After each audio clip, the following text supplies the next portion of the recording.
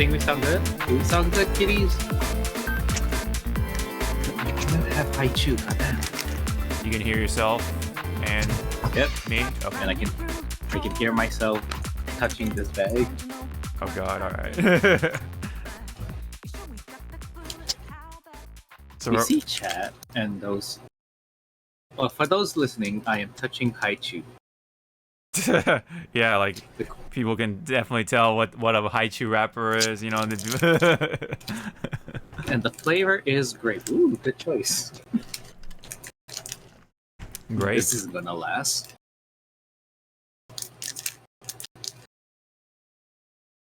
Yep, great flavor. This little thing's probably gonna last. But if I stretch it out, maybe 10 seconds top. Yeah. For those who don't know, it's like basically like a taffy, right? So Laffy Taffy type of thing. It's not like it's like it almost could be like chewing gum, but like it just melts in your mouth. So it's like I guess it's a taffy. That's the close. And that's why it's dangerous. Yeah.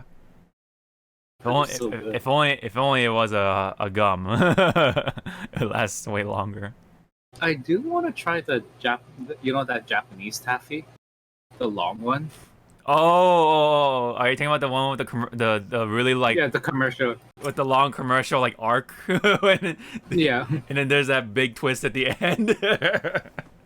But you also see the guy just stretching the thing. Oh yeah. I'm like, what is that? My friend's like, oh, that's taffy. I was like, that's not. That's like one of the most underrated commercials like I've ever seen, like in my opinion. Especially within just Japanese commercials. Like I feel like not enough people talk about it. One of my favorite Japanese commercials is the Boss Coffee ones and anything starring Tommy Lee Jones. Yeah, exactly. Yeah, I like those ones too. And then there's a fucking Segata Sanshiro. all those Sega Saturn commercials, dude, with that guy. That shit is hilarious. Oh my god. That's like classic Japanese 90s commercials. Did Sega Sanshiro also did those commercials with that exercising machine? Wait, what? Like, I remember there was a Japanese commercial, like, people would be falling and then they land on the exercising machine to help their back support or something. I don't know, that's an anime.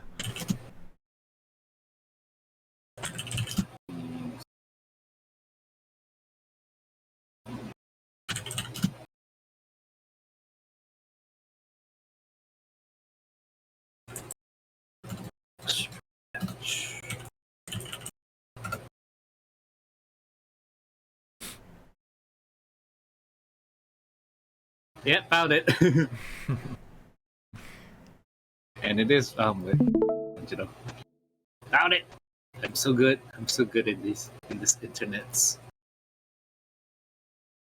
You cannot see it. Go for it.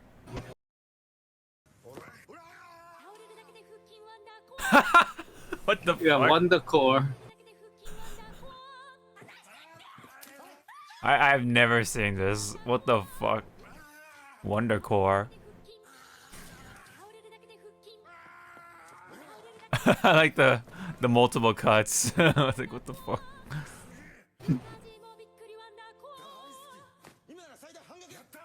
Wow.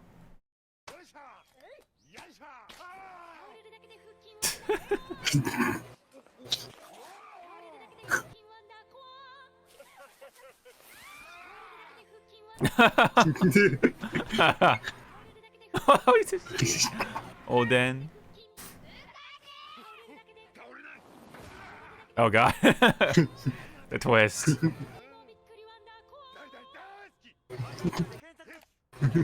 God damn. Now you gotta get a Wonder Core. Yeah. Gotta get those abs. You gotta get those abs nice and strong. Nice and hard. Nice hardcore. Literally. And that's how we start the show. You gotta have a nice core to keep a healthy body. Or you can just pour like. Or just eat a lot of candy. Ooh, Oh man. the red and purple one. First go. Here, you can have the orange one, Kitty. Well. We're back. We definitely have a lot to talk about. So I'll say one thing, and besides me being good, I guess, for the week, I just finished Tales of Arise. Just finished it like yesterday as I record this. So very happy. I actually really like how it ended, the story. So I'll leave it at that. Don't want to be too spoiler about it, but I really enjoyed it. What we? Cat's like trying to go for your special guest, everyone. Yeah, try to go for the can of Arizona. Man, she's really want that Arizona. She wants the Pringles. Oh, Pringles. Yeah. Oh, yeah. No, I don't blame her. Pringles is. Yep. Pringles is pretty dangerous for me. Honestly. Anyway. Jesus. I really like the game. Very good. So that's pretty much it. I mean, I do. Oh yeah. I mean, some of my Pokemon cards, they come in like the new ones. Let me show you one. Hold on, I am giving you one. So it's the V Union box right here. That I actually got all three of them. They came in a bundle from GameNerds.com. Not a sponsor, but anyway. And then I'll show it to Zawa on the other camera. Nice. Yeah. Give me that. I'm showing I don't want the Pokemon cards. Just give me the box. Give me the box. Okay. Just give me the box so I can sell it on eBay. Just the box. Oh man. But anyway, so there's people that will buy the box. Just true. The box. Yeah, there are people out there that do that. And also that will buy the Oreo cookies. Yeah, we definitely talked about that last time. How you been?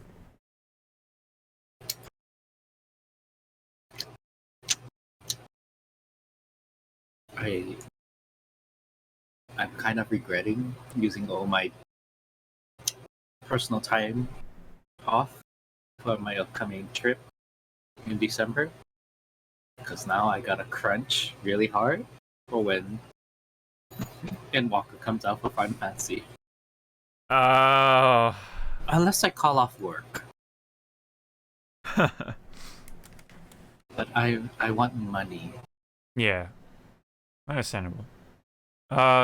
When is your trip anyway? December. I mean like the date. From December 9th to the 26th. Oh, I go to work. I go to work right after. I think that's like right on Game Awards. I think. Well, we'll talk about that in a bit because the date has been announced. Funny enough, but so is that all from you? Oh, and I've been having too much fun with this damn metal shit. Oh, the fidgeting brain puzzle thingy. Yep. Oh, god damn it. Don't you just hate it when you like try to blow off dust off of your glasses and then you get spit on there? It's like, ugh. Let me get that I don't know. cleaned off real quick. I just wipe it. I don't blow anymore. Just a piece of Family Christian stream, everyone. Good Family God. Christian stream. Jeez. All right. Well, anyway, let's get a. I think that's good to move on from there. I guess.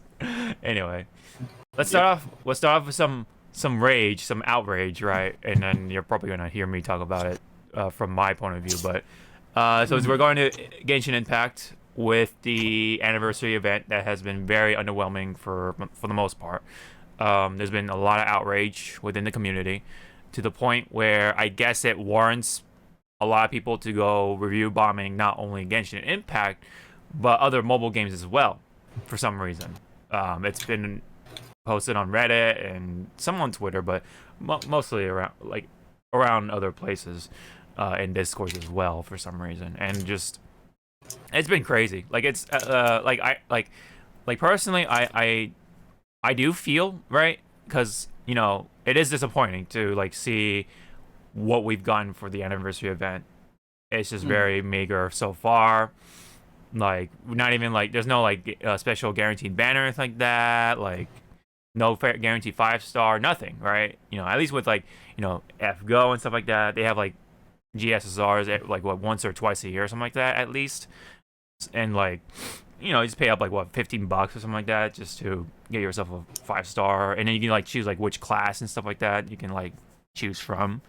So that's cool there, but Genshin Impact, man, it had a big year. It had a big fucking year. It's like one of the biggest like money makers like within these times, and I don't know. It just seems like they're not even bothering trying to like make it like such a you know gratifying event for some reason. I don't know. I don't know what's going on. They haven't said anything or too much about it. Like there's no communication from the company. Like nothing. They haven't said anything on their Twitter.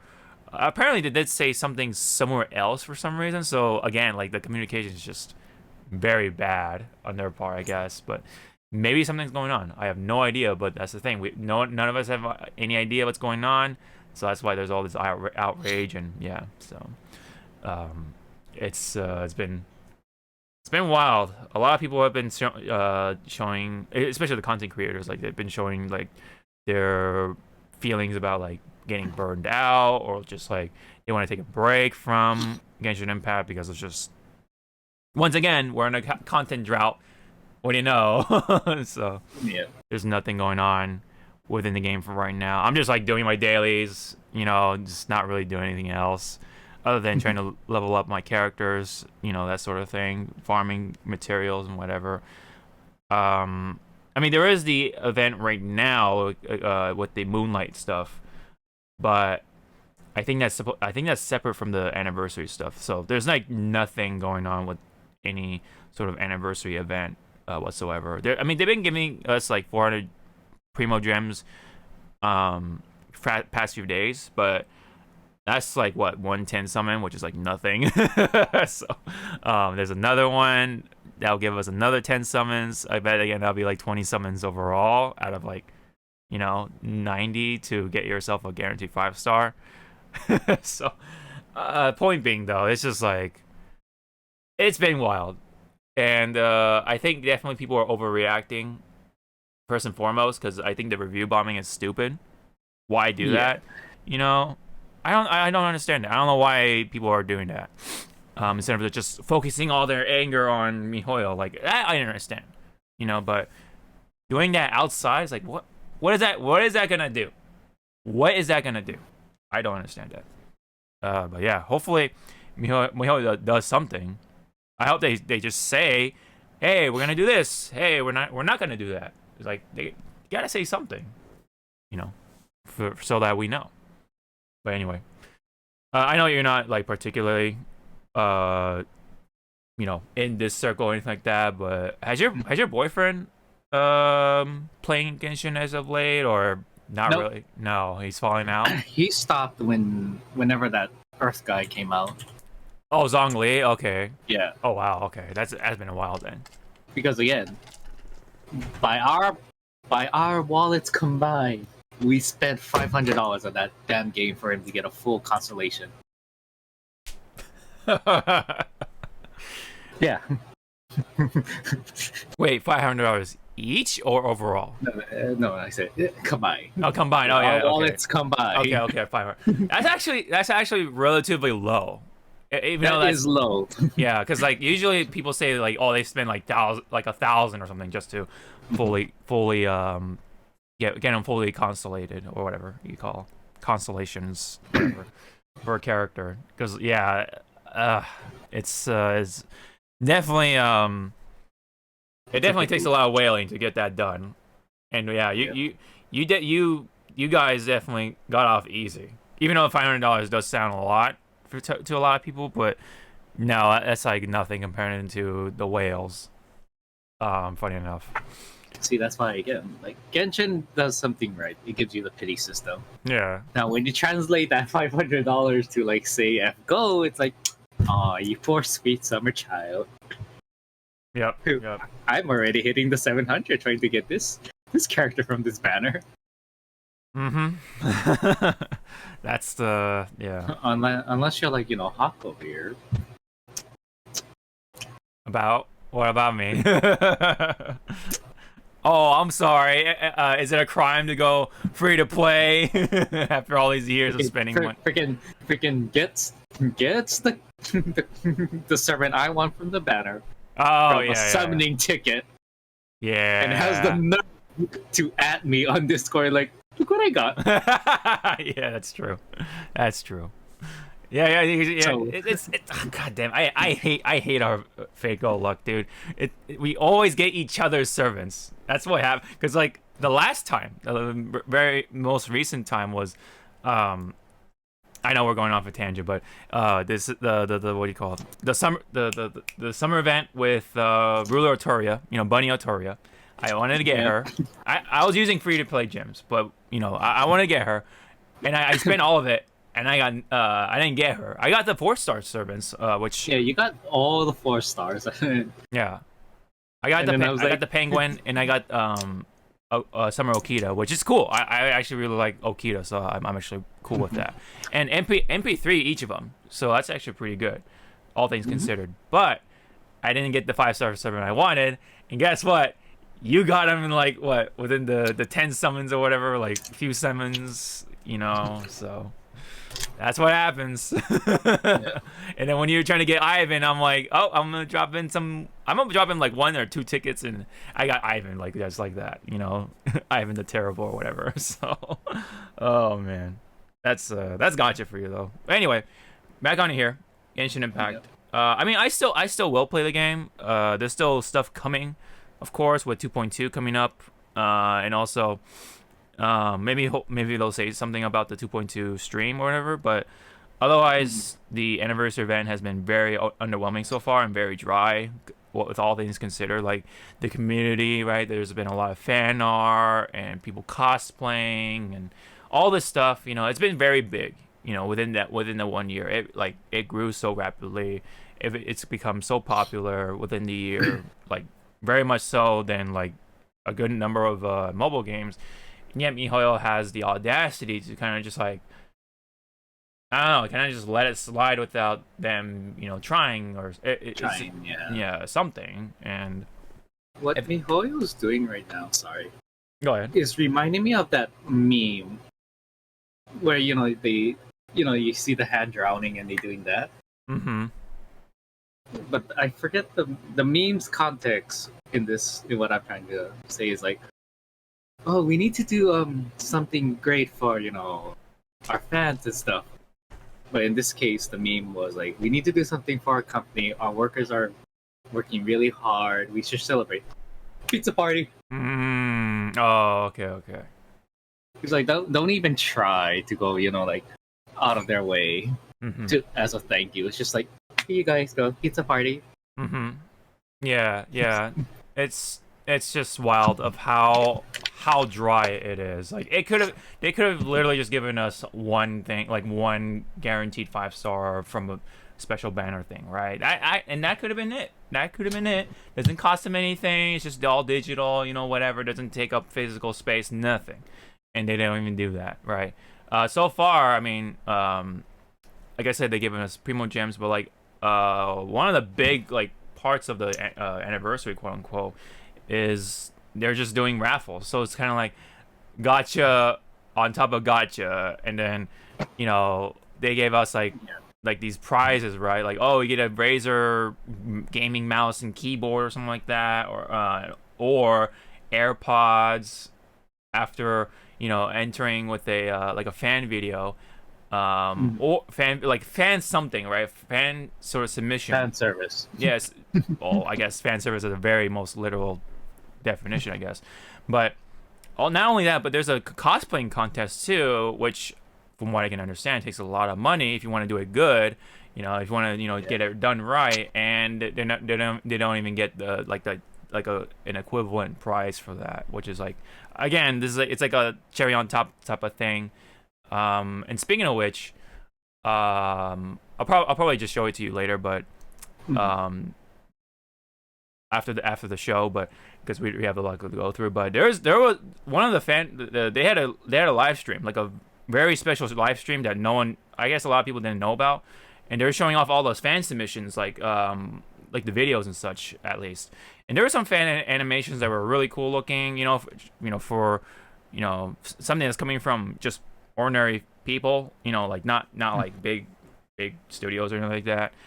And there was like one small group, or like a small maybe like film studio or something like that actually did a tokusatsu like Kamen Rider type of thing with Child and Zhongli. And I was like, what the hell? Like, this looks like actually something, like your official tokusatsu like studio like did, in a way. Like, there's some shots that would look really cool.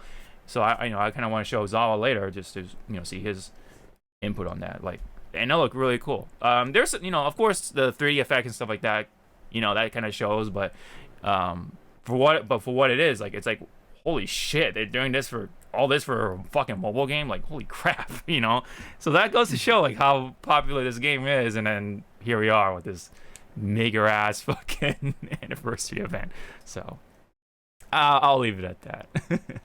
So I think I to close this yeah. wound in your heart's door, what they could be doing is what Final Fantasy Brave Exvius does sometimes when they do collaborations or anniversary. Yeah. They give you a special ticket. With that special ticket, you get to pick either their 5-star lists or their now envy lists. And it's like, here, turn in this ticket in game. Here's that unit. Okay, thank you for playing. Bye. Yeah. No, nothing, man. We got nothing so far. Maybe in 2.2, the live stream, maybe we'll get something, but I don't want to like just inject too much copium into myself nor anyone else that's listening or anyone else out there in general. So we'll see. If this is all we're gonna get, though, wow. This is like the world record for worst anniversary event for first year type of thing for a mobile game. Like, damn, it's that bad. Because like other games have done bigger things for their first year anniversaries or just anniversaries in general. Yeah, it's bad. It's pretty bad. All right, let's get on to more news. Let's get into one thing from the Activision Blizzard saga. Apparently, there's another government agency that was going after a company, but they settled it relatively quickly. This organization or group was called the Organization 13. Oh yeah, Organization 13. It's the EEOC. Which is Equal Employment Opportunity Commission. They filed a lawsuit against them because, of course, of what's been happening with Blizzard, Activision Blizzard. And they came to agreement with $18 million, which sounds like a lot to most of us, but what actually is in comparison. It's pretty low. It's like chump change. Funny enough, that's how much money they're making, and so just a little quick update, I guess. So with the workers and stuff like that, they've been expressing their sort of spite on that, and so I guess like for now, this is this is just one battle they lost, I guess, but this does not equate to the lawsuit that's happening with California, the fair employment, that the fair housing that agency. So the one with California is separate, and I think there was one more lawsuit, whatever. So that one's separate as well, I think. So this is just one another lawsuit that they have had on their hands, and they had to pay out $18 million. So again, though, that's chump change, but maybe it is something. Maybe it's a stepping stone. Maybe a little small stepping stone. I don't know. So, but otherwise, it doesn't do anything for the worker so far. So I guess it is, in a sense, an L that they have to take. But we still have the major lawsuits in progress, so that's been happening still. So there's still things to see from this whole arc. So we'll have to keep an eye on that. Did you have anything to throw in before we move on? When is Blizzard gonna realize that their partnership with Activision is it's a shit? Mm-hmm. What was that company that made Destiny? Is it Bungie? Yep. Bungie. Yeah. I mean, they did the smartest thing by leaving Activision because they were a part of Activision for a while, right? So, they got there relatively unscathed. It seemed like. And they like, yeah, we're out of here. Like, yeah. And then, on top of that, we've had people leaving Blizzard. I think the chief, it was like the chief, oh man, it's like right on the tip of my tongue. I think it was like chief legal officer or something like that leave the company. So that really seems like, yeah, they're like, I'm out of here, man. It's getting hot in here. So I'm going to take my leave. So, yeah, so if that kind of person up and went, it's like, oh, man, they were really in for a ride, if you know what I'm saying. Also, we've talked about it, but, like people from, like, the Overwatch team have been leaving, and, like,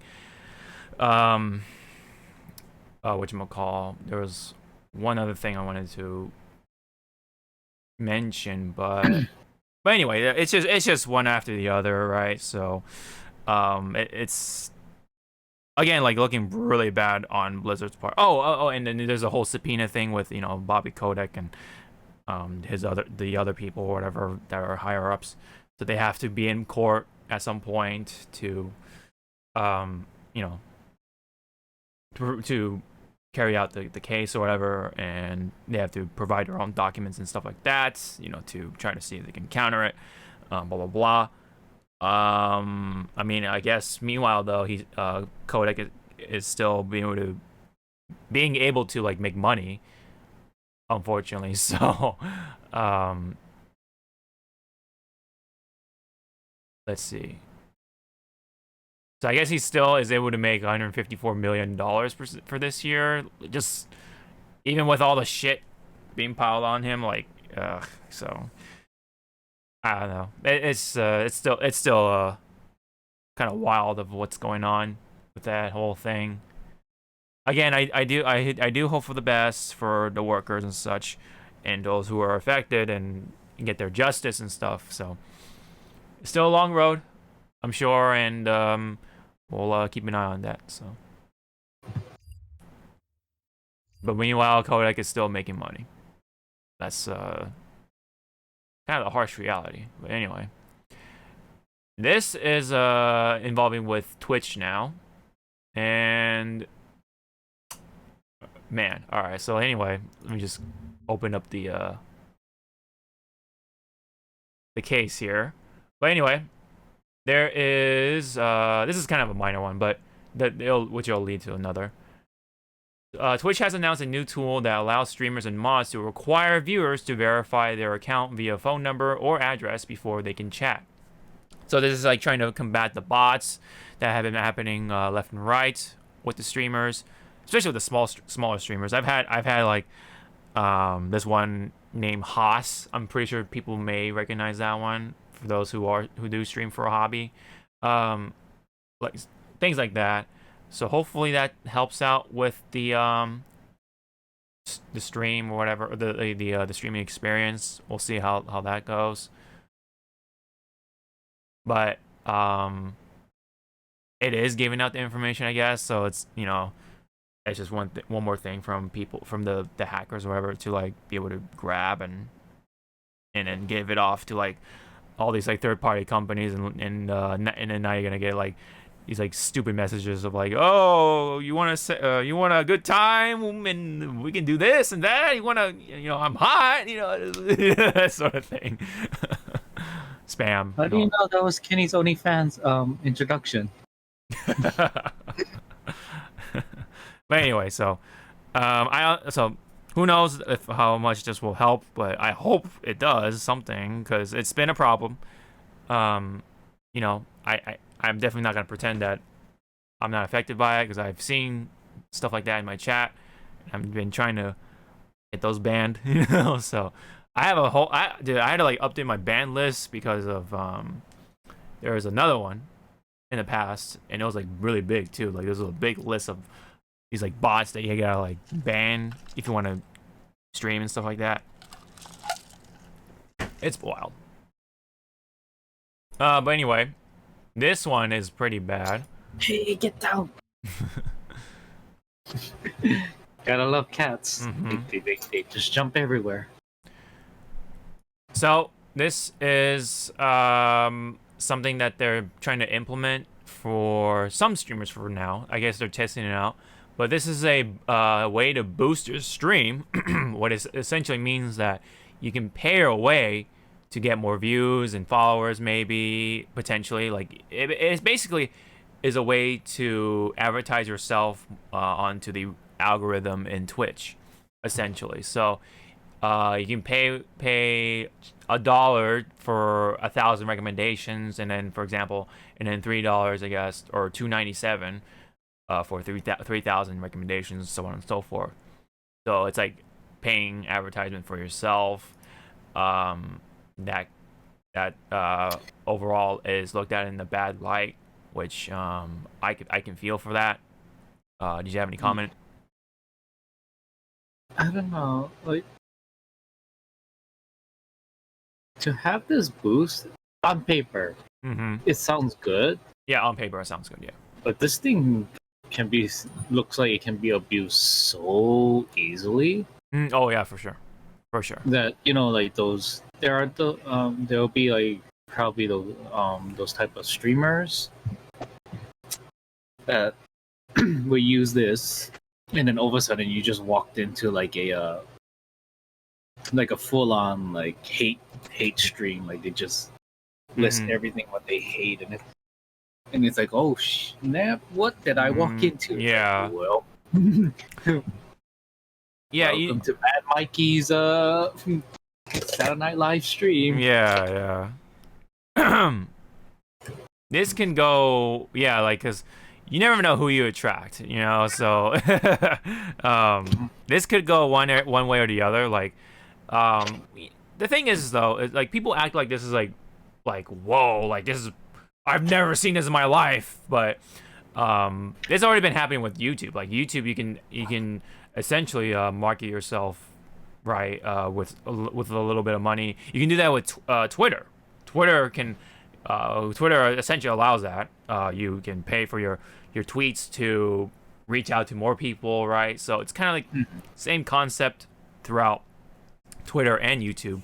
So now Twitch is doing it now. So, but I think just because of how Twitch is with the algorithm and such, in this case, it's like essentially the rich get richer and the poor get poorer type of thing. Because like if you're already making money off of like the partnership or just streamers like doing their bits and stuff like that, you can put that into more ads or boosts, and then that'll get more people, and then more people can potentially find your stream and just stick to you or follow you or whatever, and that creates more revenue potentially. So it becomes this perpetuating thing, and it becomes this domino effect essentially, and snowballs into potentially something big for that streamer. But because they're making money off of these the viewers and such, so this could be like a this could be like a rich get richer kind of scheme. And for those who aren't going to put in money, it's like, well, what's going to happen to them? So they're going to potentially get left in the dust. But remember though, this is still in the testing phase, so we don't even know if this is going to go through, but it's always possible that this is going to happen. So we'll see what happens. If I guess it is available for everyone, then maybe I'll chime in $1, but I don't know, man.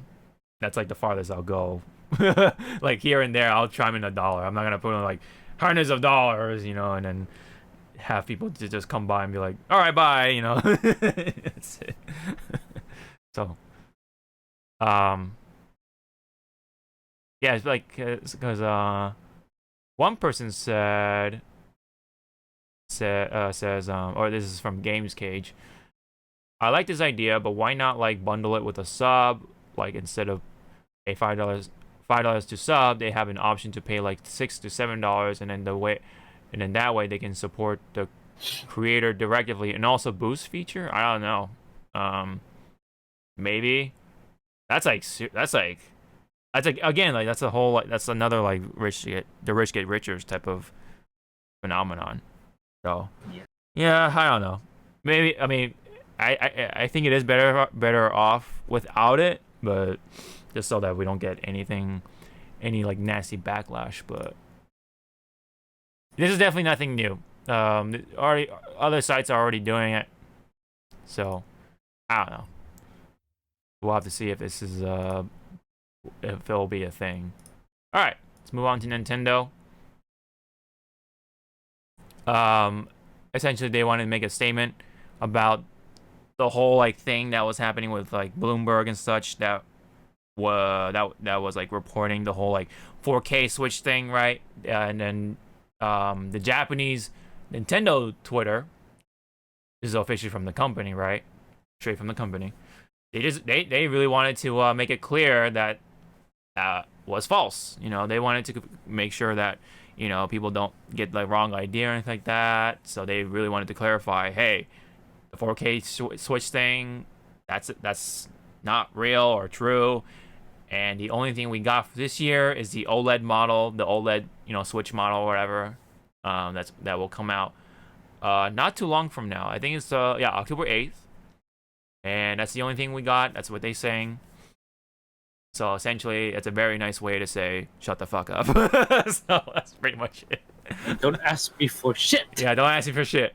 Now, I will say, is that they had a history of kind of contradicting themselves. Like, oh, you know, we're not going to do much with with the DS. You know, we're not going to have these mini models or whatever. And then guess what? We have all these models, like the DS Lite, the DS whatever, right? You know, the 3DS and the 3DS Plus or the new 3DS, right? You know, like yeah, there's a lot. Oh, the DSi and the DS Lite, you know, so yeah, they went wild with the Nintendo DS models, man. That was I mean, they were kind of easy to build when you think about it. True. I guess that's one way to put it. But yeah, I mean, I guess it's always possible, but yeah, overall, they wanted to just clarify that it doesn't exist. So, but you know, people like to argue like, oh, this company lies and this company doesn't lie or whatever. So, but it is wanted to put out a statement. Everybody lies. Mm-hmm. Yeah. But you know, if the Japanese side of the company went out their way to say this is false, I mean, maybe it is something. So maybe that is something. I don't know. Anyway, here's another controversial one in a way. I think this might interest you more because this is like more graphics and stuff like that. This is the Mandynamico logo change, and I wanted to hear your input on it because I don't know, man. This is not a good look, in my opinion. The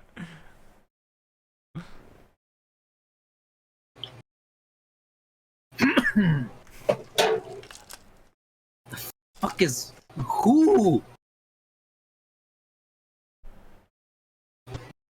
I don't know.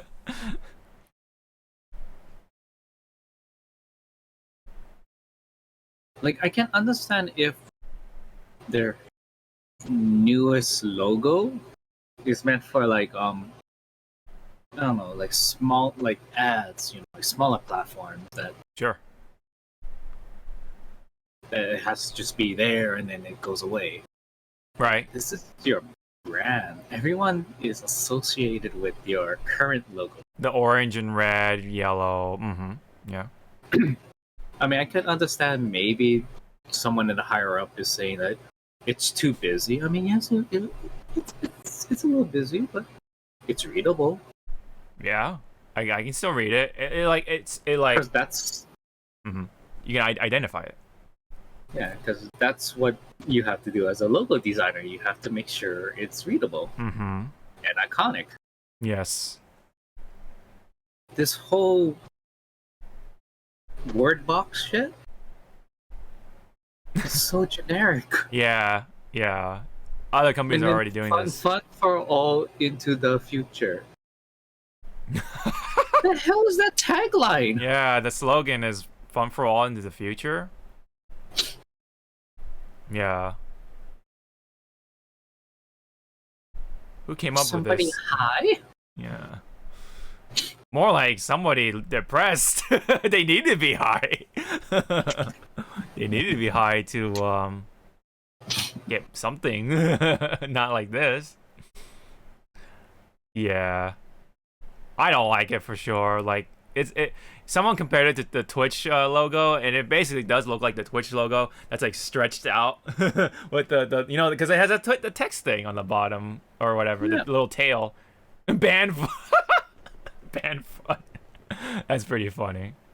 Someone edited to make it look like it's banning fun. I wanted to see if there. I think I might have linked it. Oh no, this is another one. Like, someone swapped out the old Bandai logo with the new one, because there's an intro screen with Tekken with Kazuya and Jin about to punch each other. See how someone just switched the colors? Oh yeah, you're right. Yeah, there's a thing. That actually, it's like you're keeping the colors. Yeah, you're keeping the old to bring into the new. Yeah, I like that kind of works. It's just like you gotta fix the text. Oh yeah, for sure. But yeah, that's already looking better. Like, hire this man or this person. Yeah, this person. Yeah, or man. This one looks way better already. Like, and all you had to do was add a gradient with the red, the orange, and the yellow, and you have something so much better because it still keeps the old, like you said, and but at the same time, it's something new. Yeah, you know.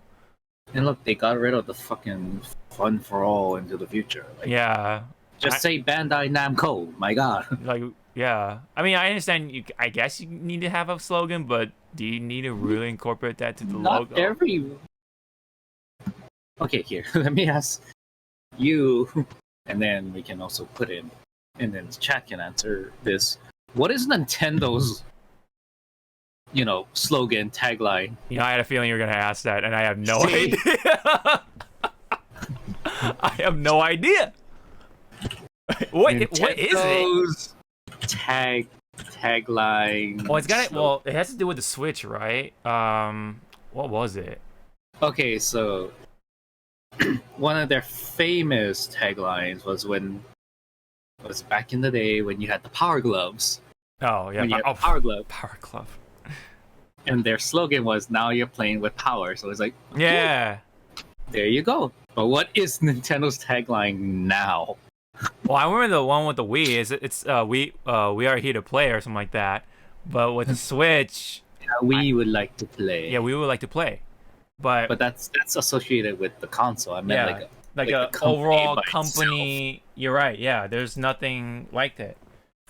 So you're right. Like you could say that we don't need a fucking slogan for the company. So. See, like right now, Nintendo Switch's slogan is "Switch and Play," or "Play anywhere." I'll play anywhere. Okay. But again, it's like what is Nintendo's actual slogan? Nothing. Mm-hmm.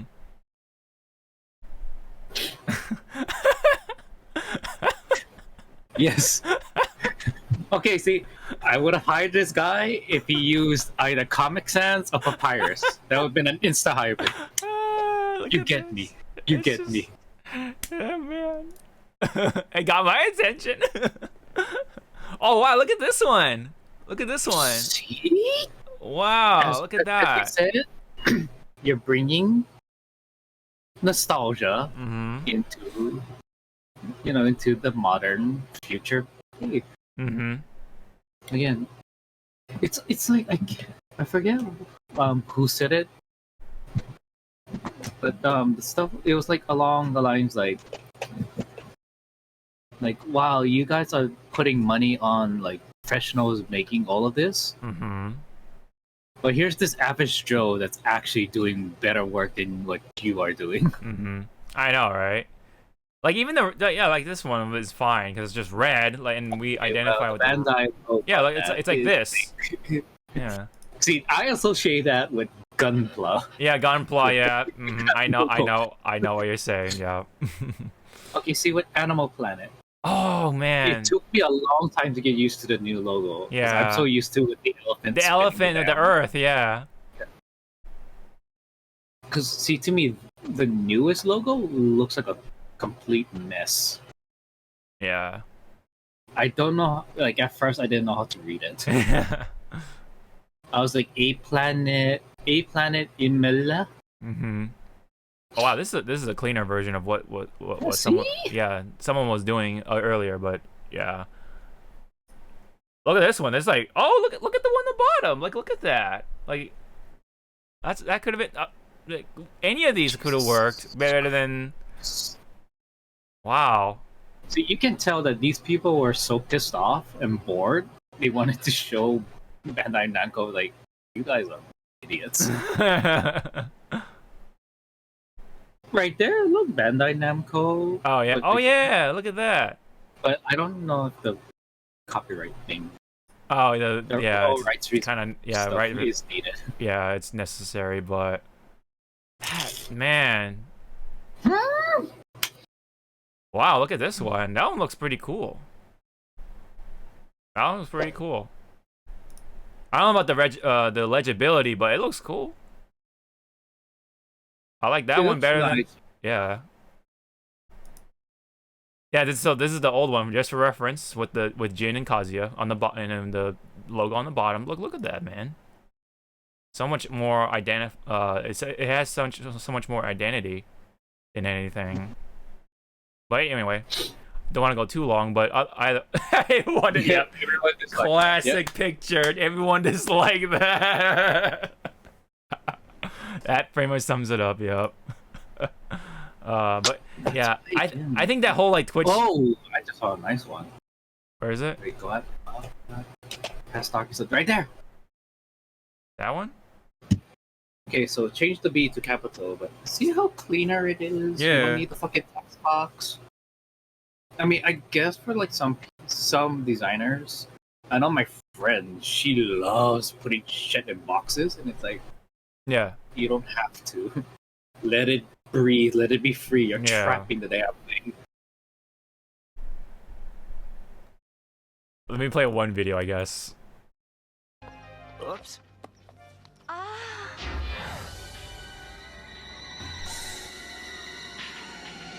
Oh, no, this is like Soul Calibur. Never mind. I had to do with the logo, but it's just someone just wants more Soul Calibur. Yeah, that's a little too messy. That one's a little yeah. I get the idea, but this one's a little too much, I think. Yeah, that's too messy. A little too much. I mean, I can understand the passion. Oh yeah, no, oh yeah, that's a good way. Yeah, I was about to say that. That's also nice. That one's pretty good. Yeah, I like that one. But to me, if you want to use that, just cut off that stupid tail, and just make it like an oval. That's it. Well, I think I don't mind the tail. It's the color. It's the color that's like really like throwing me into a loop because let me go back. Let me go back to the very top. Like, look at this. The color is just what really bothers me. Like, it's like, why pink or why there's like magenta? Like, I don't get it. Like, maybe that's what they believe they got from mixing, the colors. I don't like that's not what you get from mixing all those colors. Yeah. Overall, it sucks. I don't like it. You gotta go back to the drawing board, man. It's like did they pay you yet? Yes, they did. Oh, they're the poor, those poor businessmen. Yeah. Anyway. Or I would like to go up to the logo designer. Seriously, how long did you take to come up with this? It was less than an hour, wasn't it? It was less than an hour. Where's your sketches? Where's your 150 sketches? Yeah. He's like, what? It You only looks have like 3 sketches? It looks like something you can do with your fucking phone with the free app or something. Like seriously. It looks like you know, like you're in design class and you have a logo due like in 3 hours. In 3 and you're hours. just like, Yeah. ta-da! Not even like in an hour, and then you just literally slap those together. It's like, oh, wow, like the professor's gonna like. I know the person. Wow, this is so renovating. Yeah. And then you see like other Classmates, you know, your designers, classmates just like they spend like 5 hours at max. not even like they spent like 3 nights to like make it all like you know. You got those. No. Well, yeah, like I'm not counting like you know the sketches. It's just like 5 hours max getting to that final. Oh yeah, touches. the final point. Yeah. But no, 'Cause there are people who go like out their way to they go ham. Yeah, they go ham on it. I'm like, oh man, you know they went ham on it. Yeah.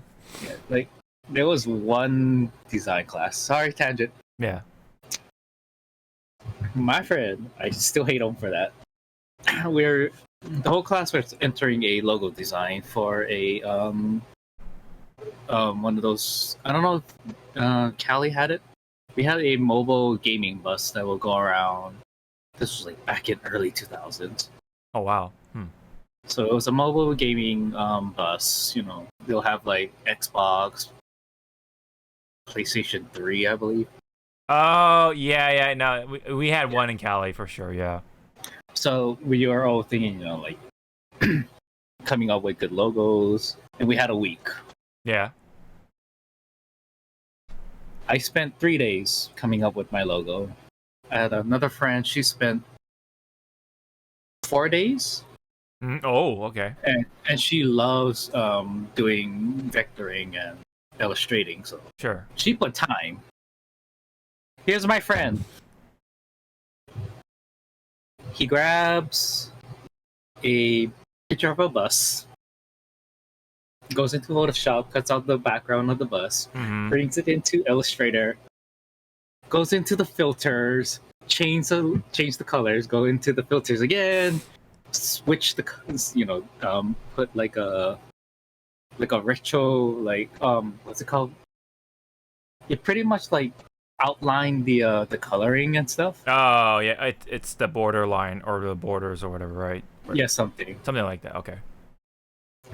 And then after that, he goes back in Photoshop, where I forget what the command is to just have like a fake outline of your object or drawing.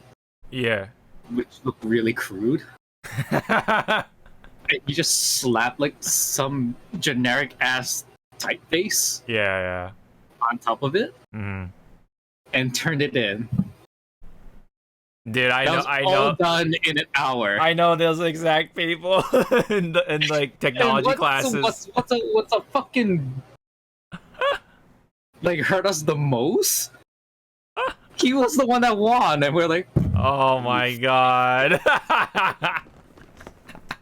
And we all went over there to him. It's like, seriously? And he's like, what? It's not my fault. I'm an artist. Like, no, you're not an artist. She's an artist. You're. Yeah.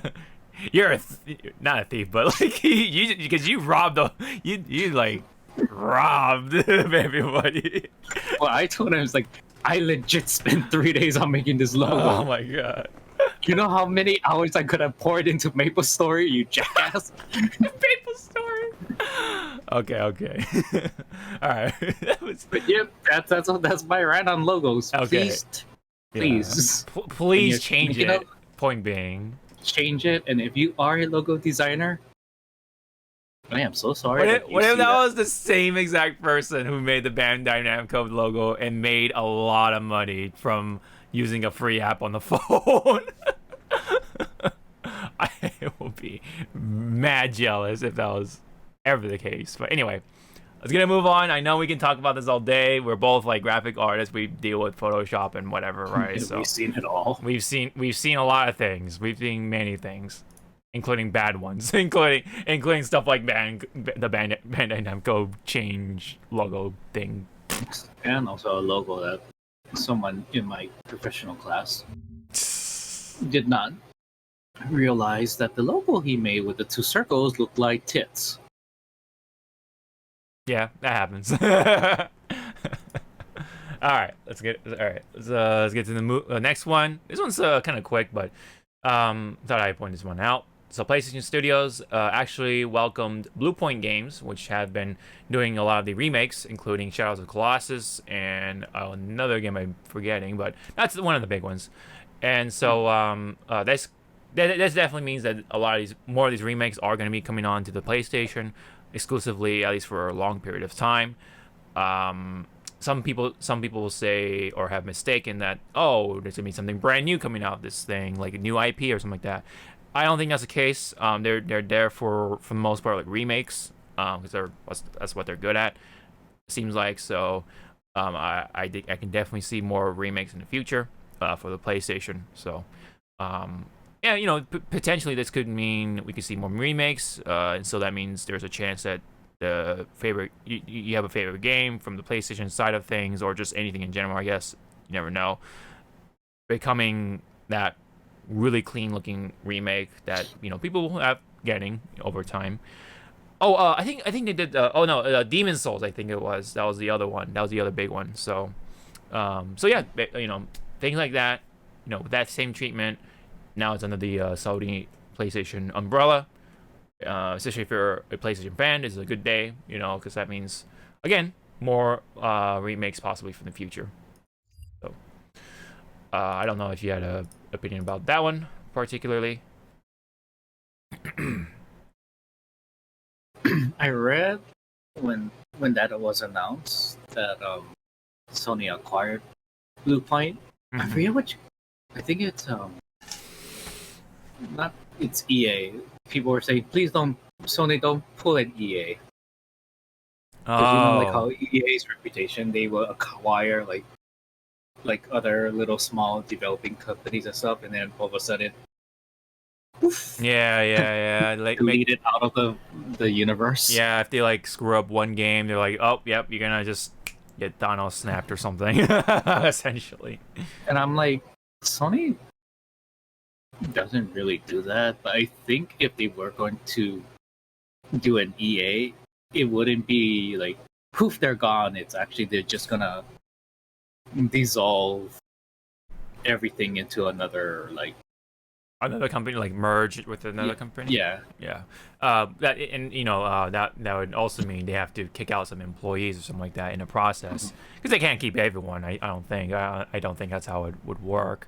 But I mean, it's possible, I guess. But a lot of these situations, that would mean yes, you have to lay off some employees to make the merge a little more, I guess, compatible. Maybe, I don't know. I mean, I don't know. I'm not a big business expert by any means, but that's just usually what happens anyway. So.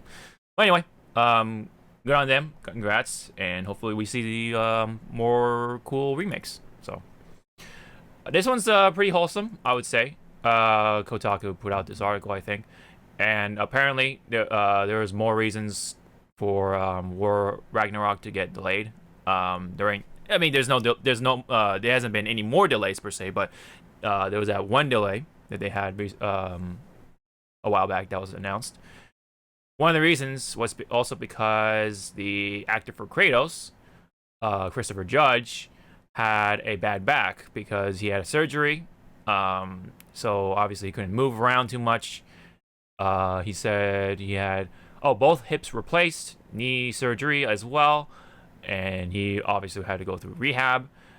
and he also does the motion cap, I think, for some of Kratos' actions or something like that. So that definitely would mean they have to take more time to let him recover, and record his lines later or whatever, because he is also the voice actor. So yeah. So I actually thought, of course, if this is true, I think this is true, because this is straight from Christopher Judge himself in a tweet, and he mentioned that. So yeah, seems like it's true for the most part. So it really looks like the studio, let him recover, have him in his room, So good on them to do that. Unlike some certain companies that do crunch time, and in this day and age, right, with crunch time and all that stuff, and just on top of that, lawsuits, you know what I mean? So at least this is one of the studios that you can definitely look at with a good light, which is Santa Monica Studio, which is under, funny enough, the Sony umbrella, because they've been making God of War games for them, and yeah, so very good on them, and also good on Mr. Judge to be able to recover and stuff like that in order to carry out his work as Kratos. And yeah, did you have any particular thought about that?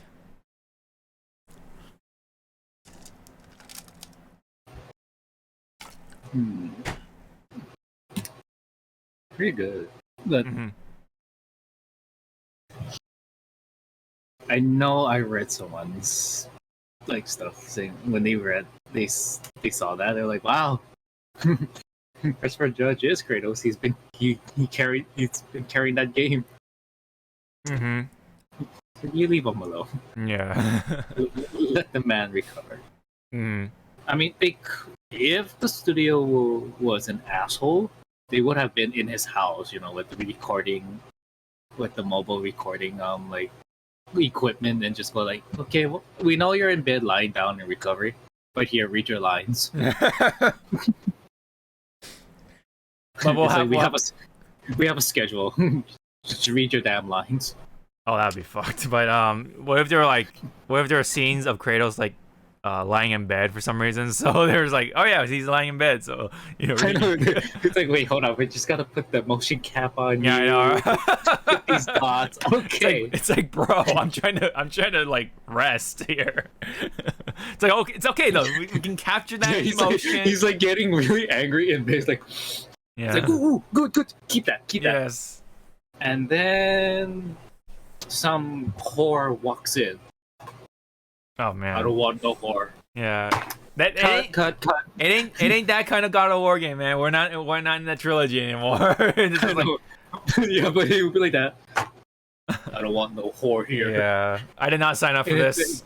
And then you see it like, fuck, cut. Yeah. No, you're Kratos. It's okay. We have an actual whore right here to play the part. Oh it's no. Get her out of my house. Get her out of my house. In the house. Oh no. Alright. And then somehow that makes it into the game. God. Somehow. Atreus sitting in the corner going like that. What's that? Get her out of my house. Oh well, I mean that good on the studio again that this all happened. Yeah, see that's how you separate good studios with it's the shit. Yeah. They care about their employees and partners. Yeah. And who they're working with. And such. Okay. Thank Let's it is cold. It is cold indeed. Oh, so you said December 9th, right? Yeah, so I leave on the day of. Yeah. So that means I'm gonna be a day late. Yeah. So that means you. Either way, we're probably so first off, Game Awards has been announced with the date December 9th. This will take place at the Microsoft Theater in Los Angeles. Not that we're gonna go or anything like that, or I'm not gonna go. But anyway, Los Angeles. Los Angeles, yeah. So that's been announced. That also means that because Zawa here is gonna be on vacation, we're probably not gonna talk about it at least right away. We can wait for a while. 'Cause you're gonna be gone for most of December, right?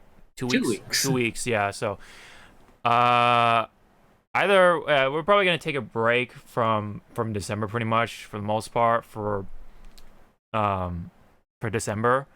I mean, we'll probably just have like one episode for December just to talk about Game Awards and get everything else out of the way. Probably. Yeah. It's cold.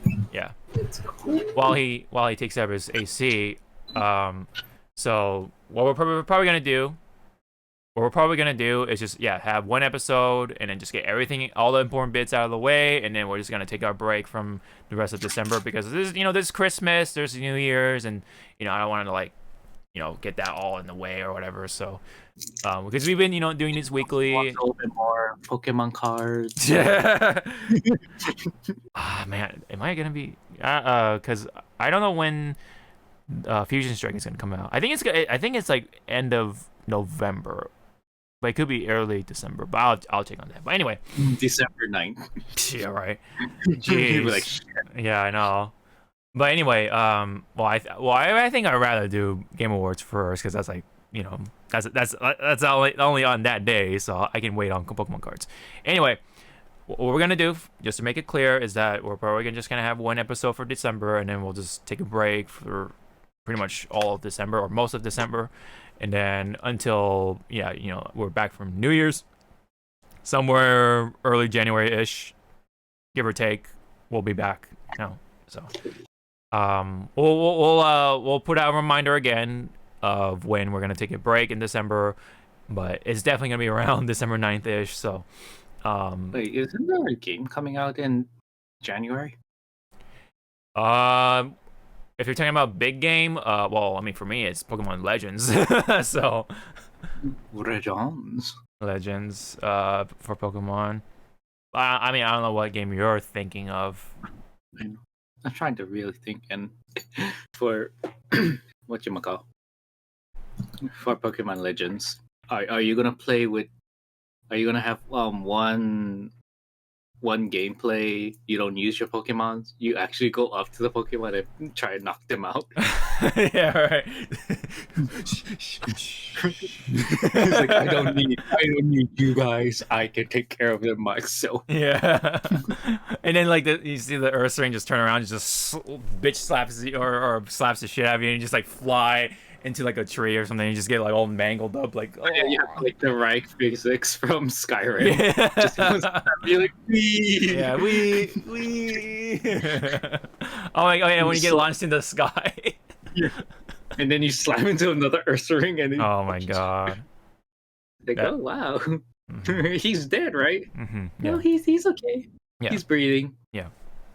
So for the most part, yeah. So December 9th, unfortunately we won't be able to talk about it like right after or the week after or whatever. We'll take a break. We're gonna take it easy. I don't want to like cause any inconveniences. We'll do one episode in between, like when Zawa comes back, and then like the Christmas and New Year's type of window, and then we'll talk all about it, all the important bits, and then we'll get that one out of the way, and that'll be it for the end of the year. So yeah, that's the gist of things. But I do have a list of potential sort of games that we will see at the Game Awards. That, I mean, not the announcements, because that could be up in the air.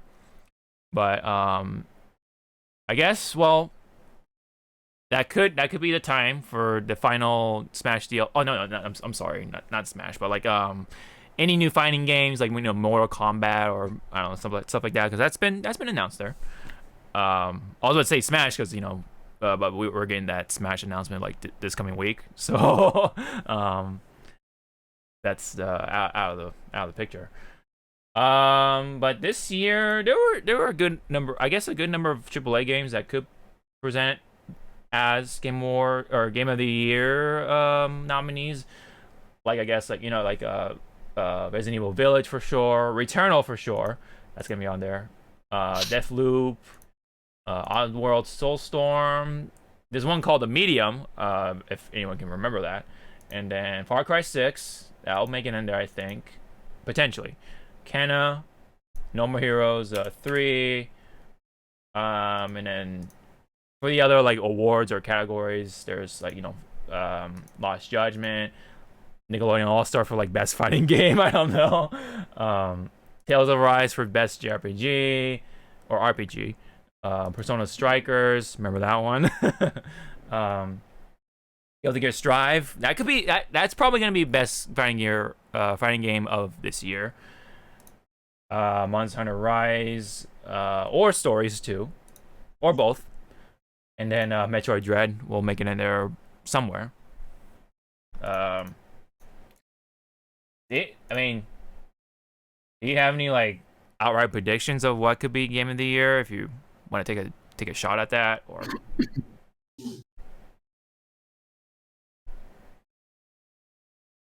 what if it was Pokemon Shining? What is it, Pearl, Brilliant Diamond that gets game of the year? It's like what? Game of the year. It doesn't. It only sticks to consoles, right? For the most part, yes. Yeah. Okay. Well, no. Was Hades a console game? Because that's also on PC. I guess it would have to be multi-platform or I was gonna say maybe Final Fantasy 14 has a chance, but if it's not like a multi-platform game, then I guess 14 cannot make it. Well, if we have to specifically talk about Endwalker, right? Because that's yeah. That could make it into the RPG category, or is there best online multiplayer type of category? I don't know. I forget.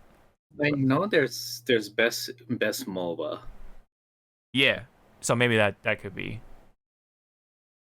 For game of the year.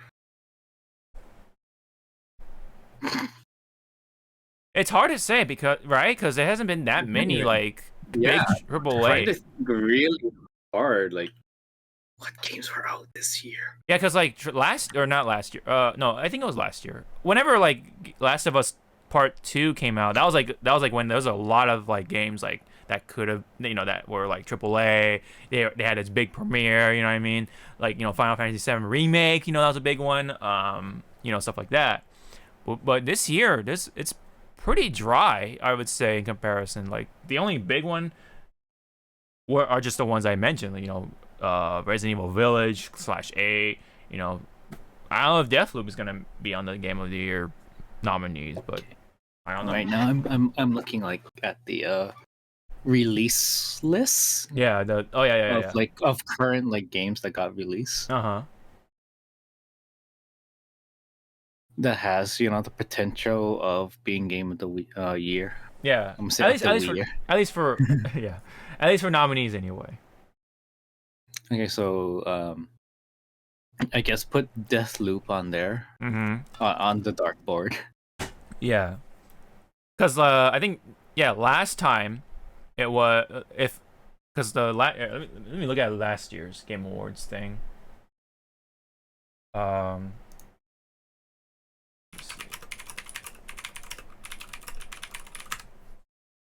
For 2020.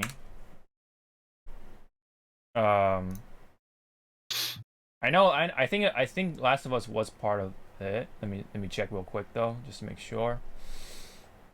Yeah. Because I remember that shit robbed most of the categories except for the one that was voted by the people. Funny enough. Yeah, because so. Oh god damn it.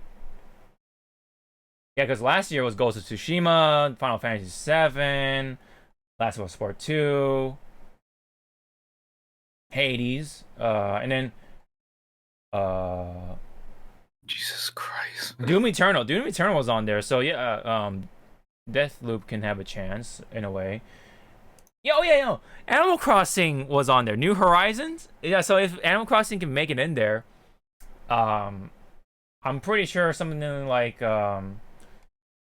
I don't know, fucking.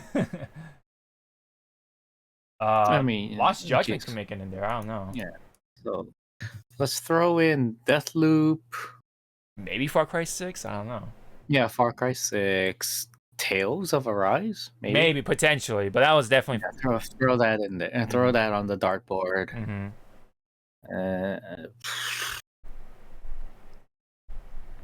But that one's gonna be definitely for best RPG nominees for sure. I don't know who will win it, but there's definitely plenty of RPGs to go around for this year. Fighting game, it's gotta go to Guilty Gear. I think Guilty Gear is gonna take the best fighting game award. And God, yeah. Yeah, Guilty Gear Strive. But when it comes to nominees, it'll definitely have Nickelodeon for sure. And then there's Melty Blood.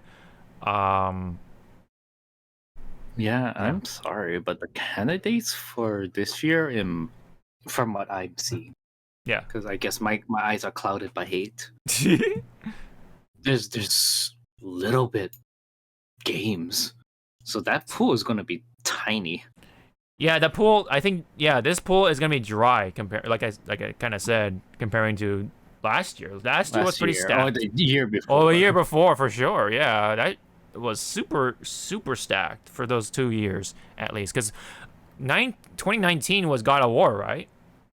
Mm-hmm. Yeah, one of at least either 19 or 18, but 19 was pretty stacked for sure. Let me actually look that up real quick. I'm actually pretty curious. Sorry, we're gonna but 2019. Oops.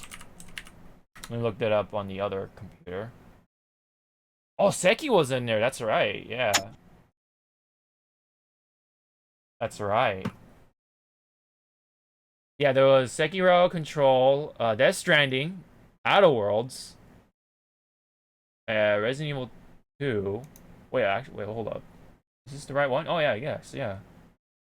Oh, wow, Smash was in there somehow. Smash. Huh. Okay. I'm trying to make sure this is the right one. Yeah, the Game Awards 2019.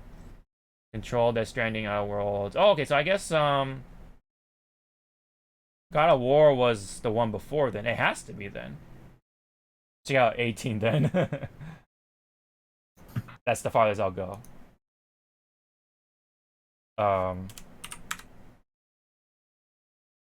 Oh yeah, 18. Yeah, 18 for sure. Had God of War, and then 18 was super stacked. Yeah, God of War, Assassin's Creed Odyssey, Celeste, Spider-Man, Uncharted World, and then there's Red Dead Redemption 2. Yep, I remember that one. That was pretty big, very big.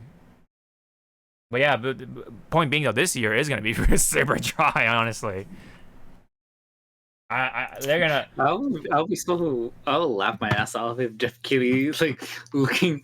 It's like, okay, and the Game Award for this year is, and he just looks at it. He's like, yeah, no. He just walks off stage. Yeah, yeah. So I wouldn't be surprised if they're gonna put Kenna in there, stuff like that. Some of the more to just make the list look big. Yeah. Because there's usually 6 games, so I mean there is 6 games, but it's just like I don't know. Yeah, I don't know the choices honestly, but anyway, don't want to go too deep into it. But yeah, point being, the date has been announced. We're not gonna be able to talk about it immediately. Let's just put it that way. So just bear that in mind. We'll put out a reminder, and yeah. So let's get a move on. With the fighting game stuff, and let's see if we're not forgetting anything. Okay, good.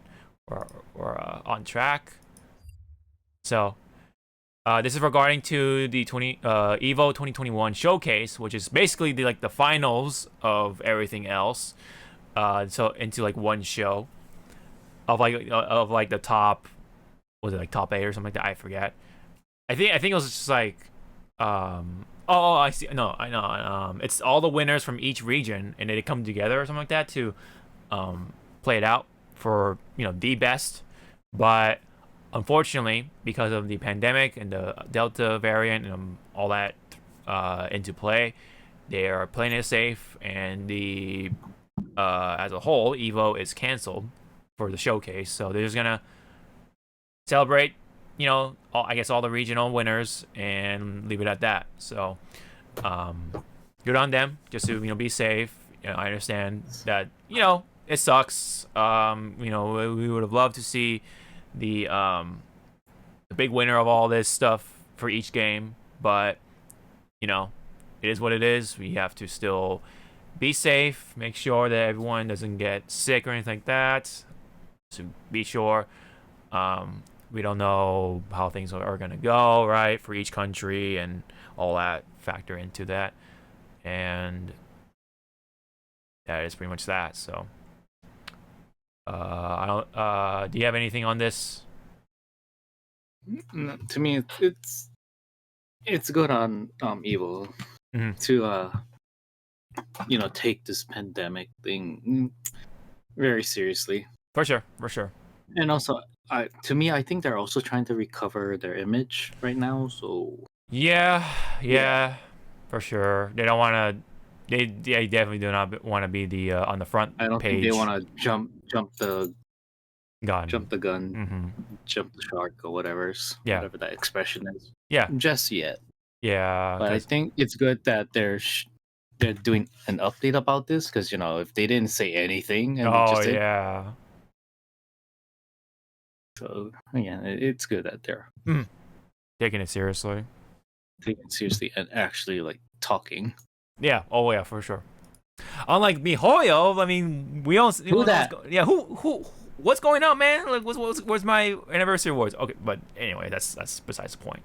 But yeah. So this is good. I mean, they're still really trying to get away from that whole incident with Mr. Queller, that whole incident, and trying to recover and be better about it, I guess. And then there's a thing with PlayStation, right? The partnership and stuff like that. They're trying to make that work, and that whole thing. So the last thing they want to do, of course, is be on the front page, being like all the breakthrough cases and stuff like that for COVID. You definitely don't want to be that company, especially after that situation with the whole Joey Queller stuff and the everything else around it. So let's leave it with that.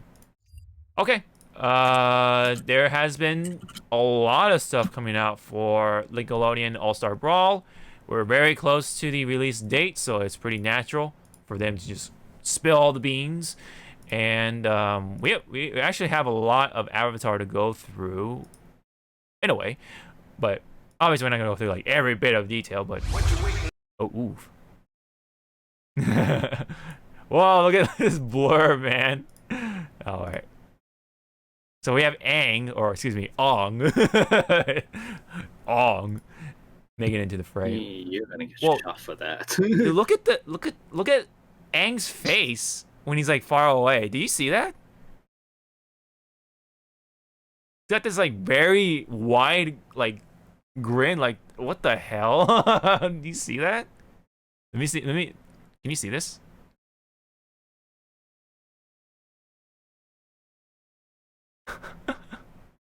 Please. That is weird. I want to sleep tonight, please. All right. Anyway.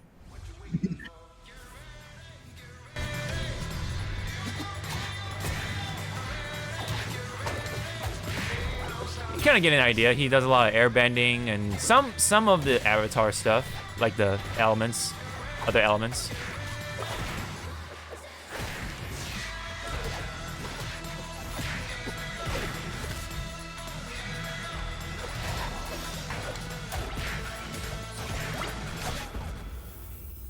They've been using that same music for all the reveals and stuff like that. Now, yes, there's still that fact. There's no voices, but stuff like that. But that's just budget constraints and other complicated stuff. But anyway, and then you heard about how they switched the release date, right? Oh, did they delay it? Because remember, it was supposed to come out on what was it, October 9th? Oh, did they actually switch it? Yeah, because what else is supposed to happen on October 9th? Yeah, because the Smash thing, right? Yeah. Oh, so they actually do. That's So when I saw that, it's okay, someone. Did they? Okay, I want to see either from Nick or Nintendo went just said, "Hey." I think it's Nintendo said, "Hey, the fuck are you doing?" Yeah. I'm sorry. Launch trailer. Well, there's Toph. We'll talk about that in a bit, but The Tooth. Tooth. Are you sure? I definitely did not see that, but was it just like one of those like quiet tweets or announcements? Yeah, it was like a quiet. Do you remember? Yeah, just help me find that, but because I definitely don't see that on their official Twitter. Because I know, because yeah, I mean, I forgot to point that out in the last podcast. But yeah, the final Smash character is gonna get revealed on the same day this game is releasing. It still says no, October 5th, right here. Yeah, because I remember it was supposed to be October 9th, and then they switched it. Oh, is it 9th? Oh, hold up. Yeah. Oh. Yeah. And then its original release date was the 9th, and then it was like, hey, Wait, are you sure? We had Nintendo. Cause hold on. I go load. I'm checking on my phone. I am tripping out right now. Like unless they've deleted that post. Yeah, it still says funny. October 5th, and then the Smash thing, that's also 5th, it's right? 9th. Is it the 9th? That was the 9th. Oh man, I am tripping balls, man. I'm going to just keep drinking Arizona. Let's continue. Are you sure? It says 5th. They're still going for 5th. No way. Yeah, it still says 5th. I don't know. I'm tripping out, but I think everything is still in course. So, I mean, let's just assume it's still like within the same week. But anyway, but it's still funny though that they announced the final character on the release date of the Nickelodeon Smash game. So that's pretty hilarious itself. Either way. Anyway,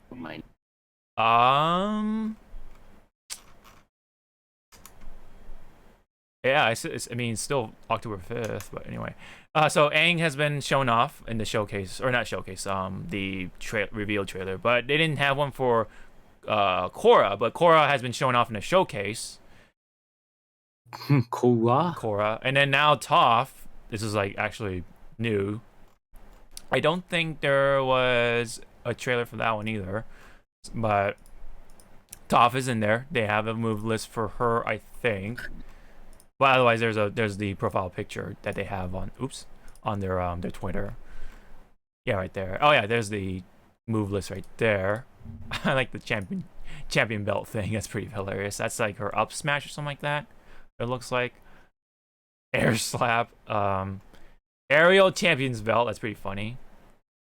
Looks like she has a aerial or the downward headbutt. Iron boot, something like that. So, yep, we have 3 Avatar characters now, and still no Hey Arnold. No Arnold from Hey Arnold. It's actually pretty hilarious. That's actually really weird. We have Helga Pataki, but not Arnold. What's that all about? He did. Maybe he died. I don't know. I'm looking for Arnold. Arnold. Yeah, Arnold. Imagine it is Arnold. Yeah, I know. Like, they put Arnold Schwarzenegger for no reason in that game. No, it's Arnold Schwarzenegger, but dressed up as Hey Arnold. Oh, hello guys. He's the only one with the voice. Like, what the fuck?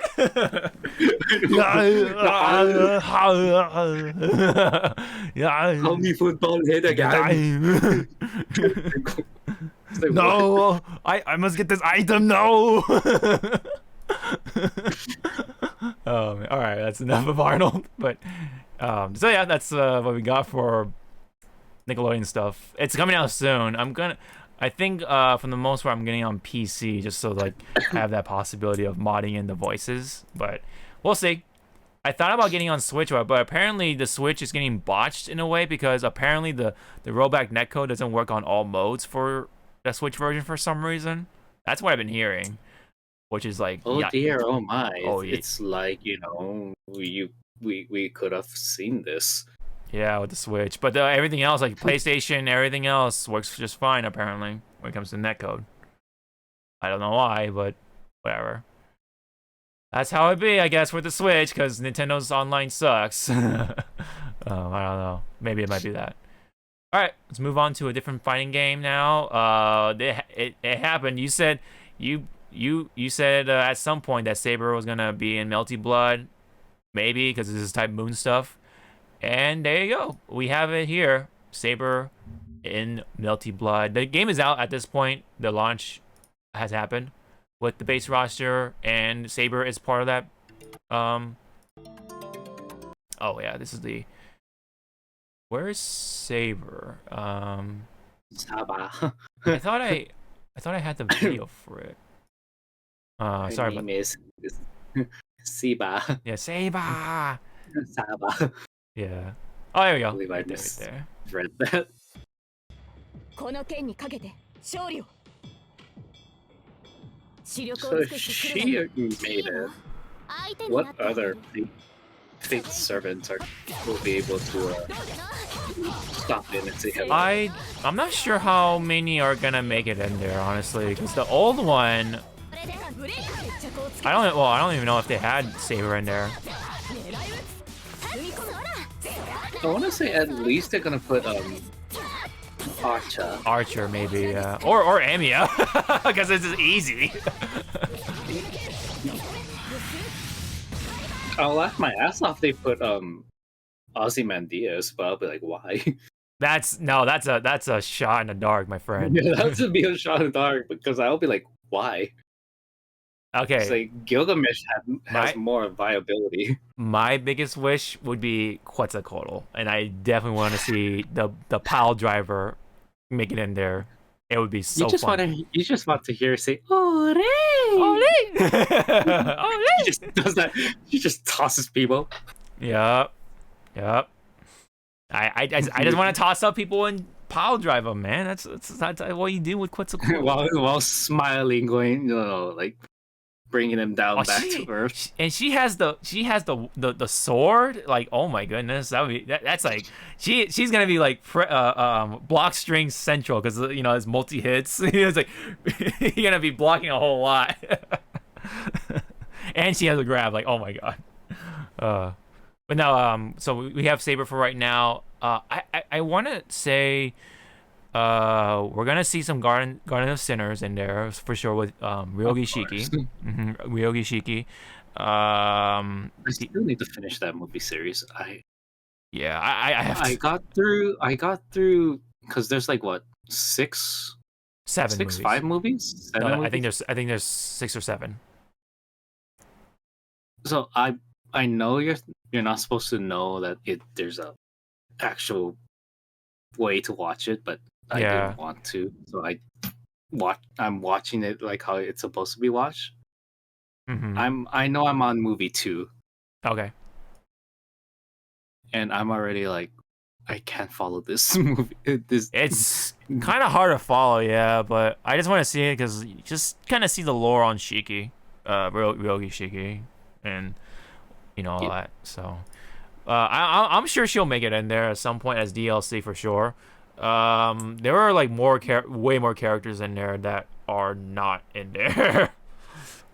They'll probably like either do DLC or do another like big expansion like Type Lumina like S or something like that. I don't know. Like you know how the anime fighting games are. They have these ridiculous titles. So because Under Night in Birth, some like that's that type of thing. That's probably gonna happen for sure. Yep.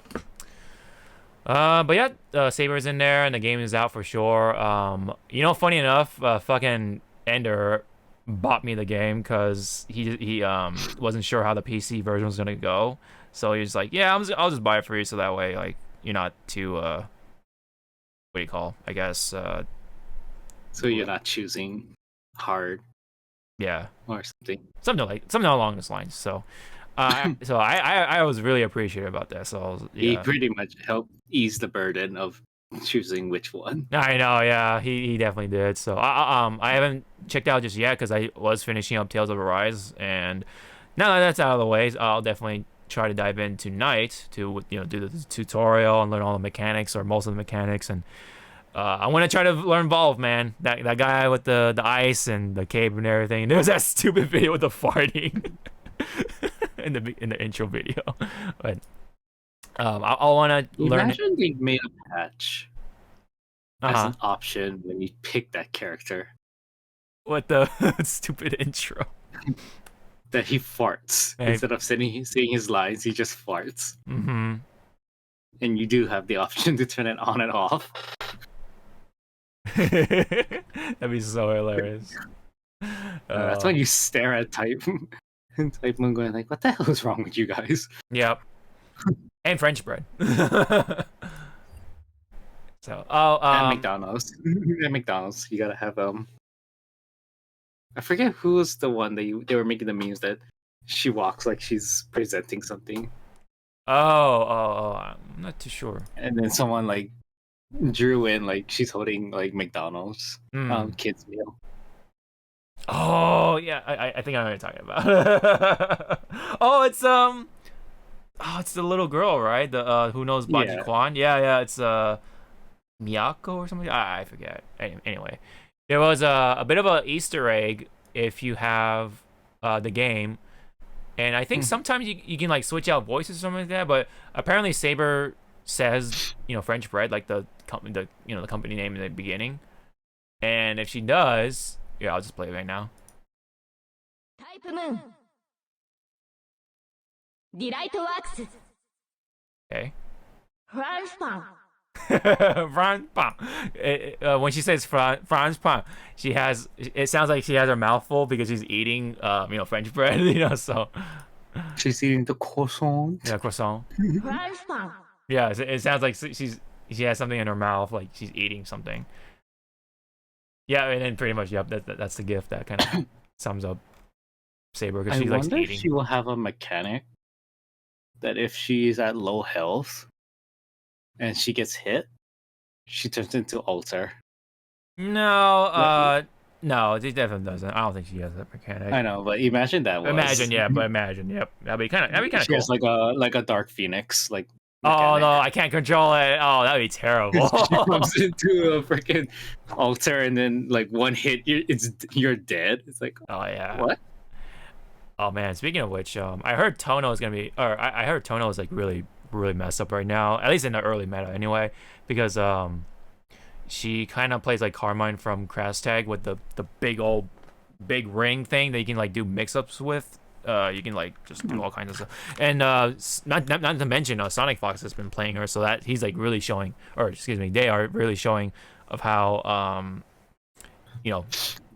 messed up how powerful that character is. Yeah. So anyway, but yeah, the game is out. I do want to try it out myself and see how it goes, how I'll fare with the game. I don't know how long I'll stick with it, but hey, I have it. I mean, Ender bought it for me, so I definitely would like to take the opportunity to play as much as I can before I go on to the next game, which is like Lost Judgment, because I have that game just sitting there. But Lost. the judgment that is lost, yeah. All right, let's get through SNK. We definitely have stuff to talk about for this one. We had not one but two characters announced from Tokyo Game Show. But let's go through Isla, who is the new character that was previously unnamed from the big story trailer or whatever. She's the one with the pink hands, and she also has the big hands, kind of like, or not big hands, but like the spirit ghost hands, like Shunei does. So they're kind of like the rivals, kind of like how Kyo and Iori were, so on and so forth, etc., etc. Kyo and Iori weren't rivals. They were just very angry boyfriends. Well, boyfriends, and Chizuru is like the mom, babysitter, I guess. Oh, hi, Akali from KDA.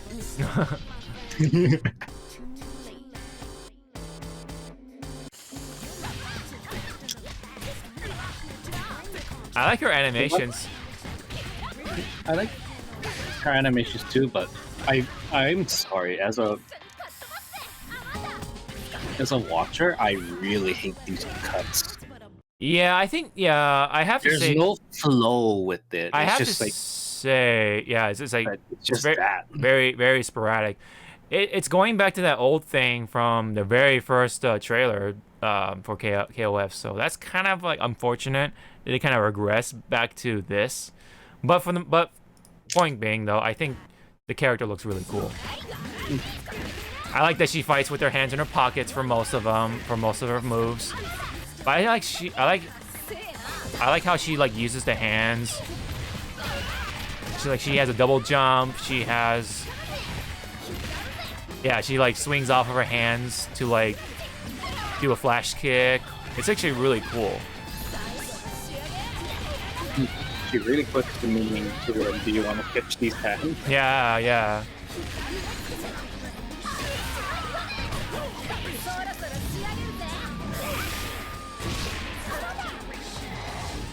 I like the hands right there too. Rider kick.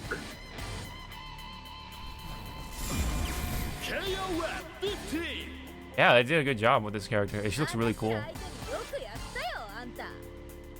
I like the hat spin too. That's a little touch. But I like the during her super, she uses the hands to like pick up Benimaru. Like that. It looks really funny. And then if you look at the end, she's a Kamen Rider fan. Yeah. She did a rider kick. Yeah, she does the dive kick, and then if you see too, like right at the end, she breaks, right? She looks like she does like a slide, and then her hands are like stopping her. It kind of looks cool. It almost look like jets to like break herself to stop her momentum, or whatever. It's actually really cool. Very stylish. Actually looks really cool. It's like a really nice touch. It's like the little small things that really add up to the personality. But yeah, unfortunately the beginning though is very sporadic. Like you just not this part, but yeah, this part. It's like what is the flow? Yeah.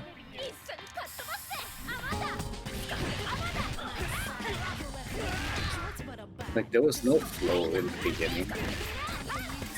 It was kind of like, oh yeah, these are the buttons. And that's it. Pretty much. Until you actually get here, it's like, okay, now we actually. Yeah, we get combos, yeah.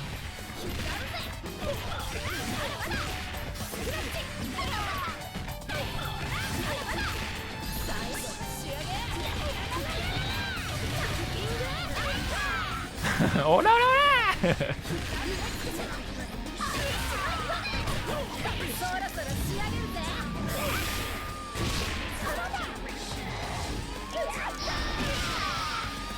I like the can spin too. That's kind of funny. Benimaru must be like, I told you this shit. Yeah, Benny's been getting his ass whooped for these trailers. But yeah, she looks really cool. I do kind of want to try her out. It's like Benny and Andy. They're getting their asses whooped. It seems like it, right? They're like, please. Oh, and Shune. We can't forget about Shune. You mean reject K-pop? Yeah.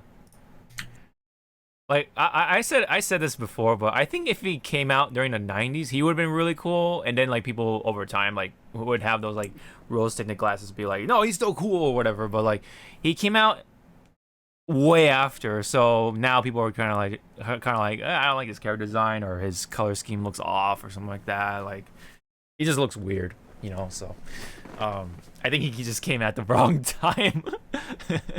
But yeah, that's just what it'd be. But yeah, overall, Isla or Isla, I don't know, it looks really cool. Definitely want to try her out. And Zawa put in a what appears to be a death, a one-touch death combo. 7 gauges, okay. So So it's not practical, but it is scary. Yeah.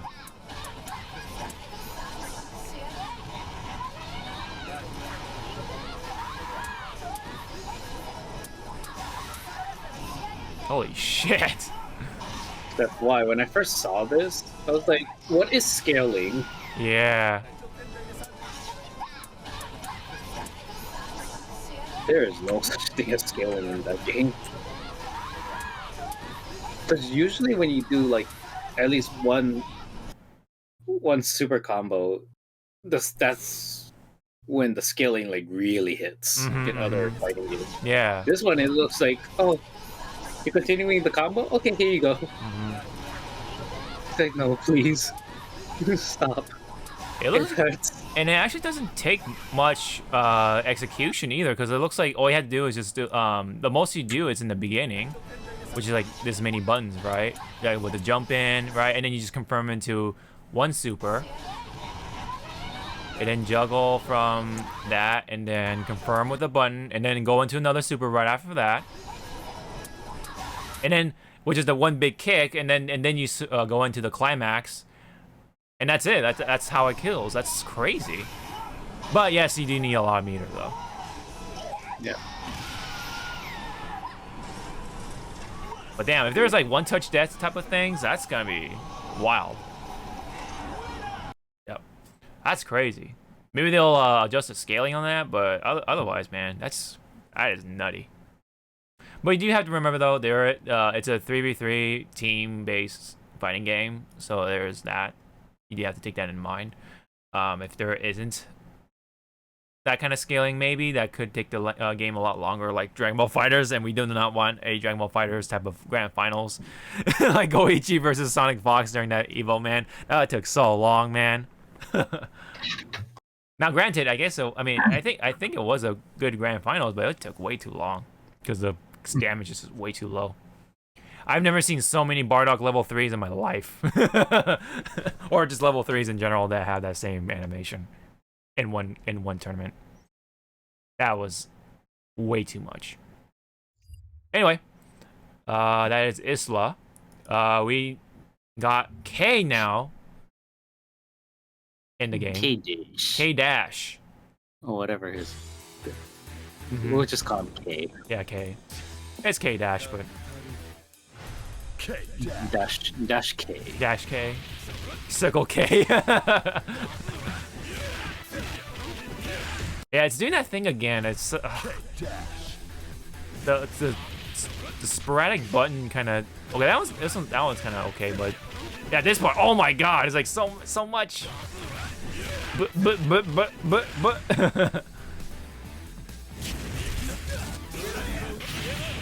He has a teleport. He's got a dragon punch. It looks kind of cool too. He throws the sunglasses and teleports there. 1-inch punch.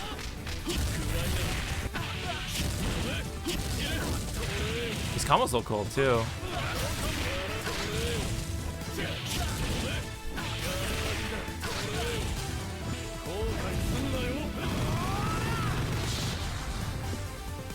I did not steal this from Urian. Yeah. Oh yeah. Or maybe Urian stole it from him. I don't know. Actually, K-Dash is my nephew. It's like, what? Oh yeah, I mean they're both dark skinned. They got silver hair. I know it. But that's when you go like, what? Yeah. What do you mean that's your nephew? Yeah. You'd be like, I don't know how it happened. Yeah. Well, K-Dash is supposed to be a clone from Kyo, so one of the many clones of Kyo, anyway. I think that's the lore, anyway. The lore. I wonder if that means though. I mean, Kula is gonna make it in there. Like, I think she's definitely gonna make it in there because she's super popular.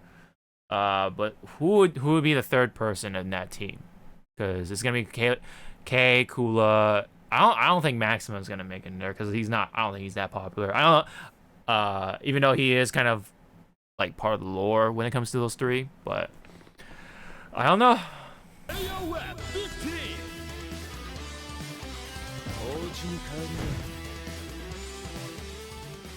But yeah, he looks cool too.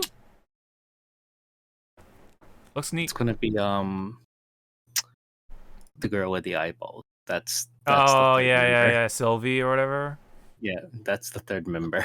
Ah, man, that'd be weird, honestly. Well, you know, we'll see. We'll see. We'll see about that. But yeah, otherwise, Kid looks neat. Animations don't look too bad.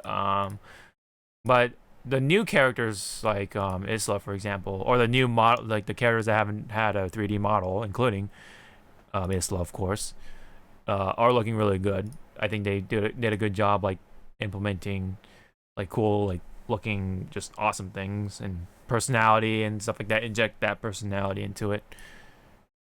So it's still looking pretty good for KOF. They had like a bunch of gameplay stuff during Tokyo Game Show. So far with that one, that will be looking pretty good in comparison to some other games. But anyway, that's it for KOF though. Otherwise, they talked about a little bit of rollback, but they talked about like all the other features and stuff like that during the show. But let's go on to the games, and we do have this to start with. So this is from Games Cage on the tweet. He pretty much like was like he like laid out what's gonna be happening for October. So that's a good way to start with. So in October we're getting Metroid Dread, Super Monkey Ball, Nickelodeon All Stars, Far Cry 6. The Demon Slayer game, or Kimetsu no Yaiba, Guardians of the Galaxy, I think it's the Crystal Dynamics game or whatever it is, with the weird looking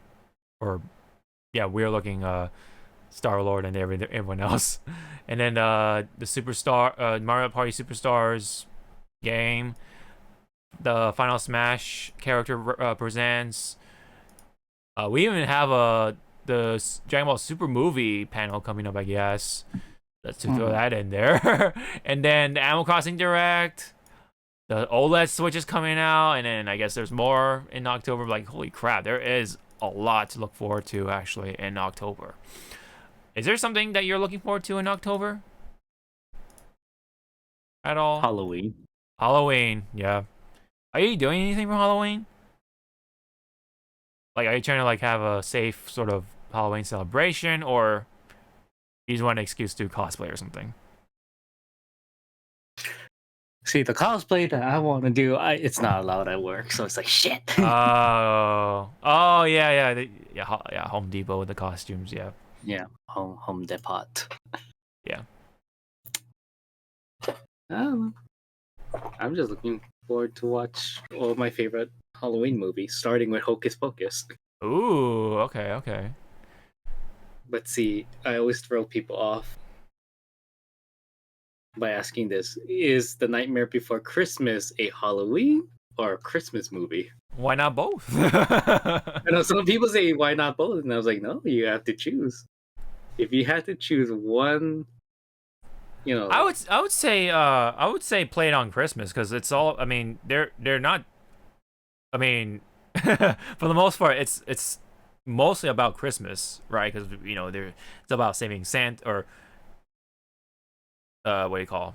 It's trying to sabotage Christmas, but then something happens, and then this and that. But yeah, so I think it's for the most part a Christmas movie. Just so happens that it does have a skeleton, and there's kids. I think they were trick or treating in the scene or something like that. I forget. So, but I would say why not both? I'd say why you not. can be like my friend. I don't know why she did that.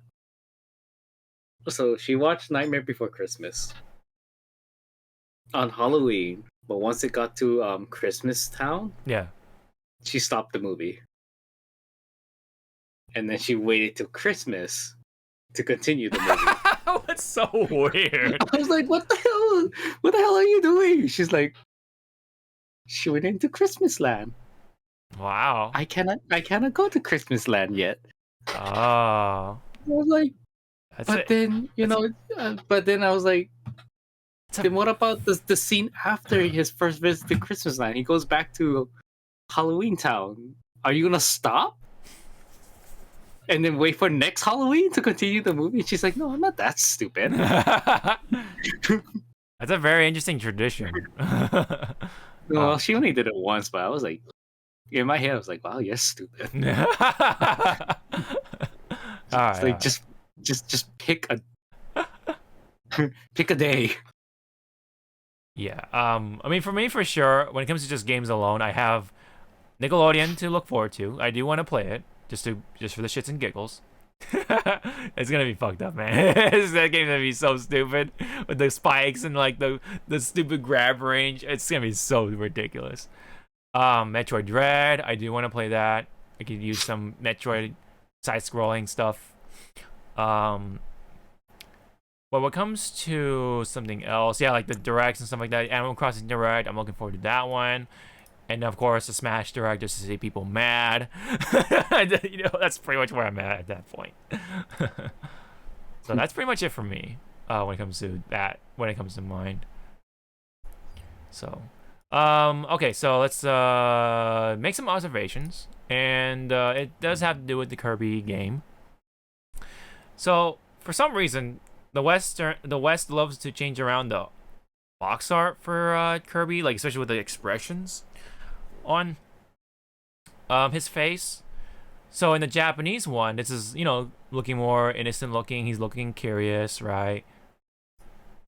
But in the English one, he's like a little more aggressive. Like, I don't know why. He's got his eyebrows are more, or quote unquote eyebrows are furrowed, like looking like this, you know, like looking pretty mean as he's looking in the distance. That's kind of interesting. I don't know why they always do that. Yeah, like they do that. They do the same thing here. Like Kirby looking all happy in the Air Ride cover here, and then the English one, he's like looking mad for some reason. I don't know why. I don't know why they do that. It's weird. I hate everything. I want everything to die. Yeah. They always portray Kirby as like a more aggressive like character in the West for some reason. It's like they watched that one episode of Kirby Right Back at Ya where he was like angry, and they just ran with it. Maybe I don't know. Well, anyway, I guess they just love seeing Kirby mad. There's a nice little observation too, because like the game cover or whatever, it looks very strikingly similar to the one with Toad, obviously with some differences. So here's Captain Toad with New Donk City, and then he's doing the same exact pose, like looking out in this distance with that smile on his face, right, with the hand over his head like that, or covering his eyes rather, or covering the top of his eyes. Kirby doing the same thing, except the city is like this is like after, this is like post-apocalyptic kind of setting. So maybe this is New Donk City, but after, so that'd be kind of hilarious if that was the case. Well, if that is true, maybe in Kirby in that game, there's a lore saying that if you listen into the wind, you can hear Jumpman Mario's theme playing somewhere. Oh yeah. That'd be. But it's like decrepit sounding. I know, right? And it's like, what the hell was that? It's got that like creepy reverb to it, like yeah.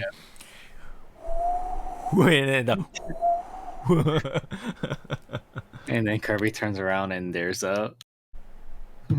her like Paula, face half eaten and stuff. Yeah, and she's rotting away. She's like, God. What is this, like Raccoon City now? Like Resident Evil? Resident Evil. Resident Evil. Alright, speaking of Nintendo and New Donk City, I guess, in a way. Nintendo World, the Universal Studios attraction, is getting an expansion. It's kind of like DLC, right? Except in real life, with Donkey Kong's themed area coming in 2024. This is officially from Nintendo of America. This is this is for Japan, but I think that's also gonna happen for the other parts too of the world. But for now, this is definitely for short for Japan. And I think, I guess they don't say it here. There's a lot of statements from the president of Universal Studios Japan, and then Mr. Miyamoto. But apparently the expansion is gonna cover. Let's see. There's like a percentage. Hold on. According to IGN, the Donkey Kong area will expand its Super Nintendo World by 70%. So it looks pretty freaking big. They're pretty much almost twice now gonna be twice the size as a whole. So that's actually pretty interesting. In essence, I guess. Now, am I gonna go there or to the one here that we have? Not so much, but you know, hey, it's worth pointing, and you know, video game themed theme parks. It's always nice, and it is Donkey Kong, so expand that dong, as people would say. Whoa. They are expanding that dong for sure by 70%. Mark my words. Mark my words. All right, enough of that. Meanwhile, we actually had Pokemon Legends stuff announced. More stuff came out randomly.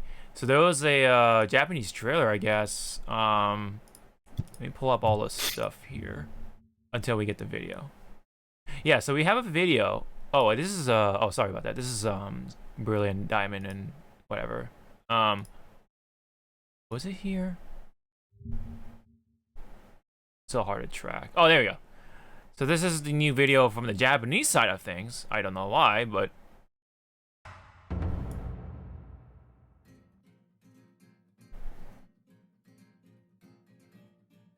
let me just do this. So I don't think there's any voiceovers, but you can just take a look at all the new stuff. There is a new Pokemon, like a regional variant of sorts, or time period variant.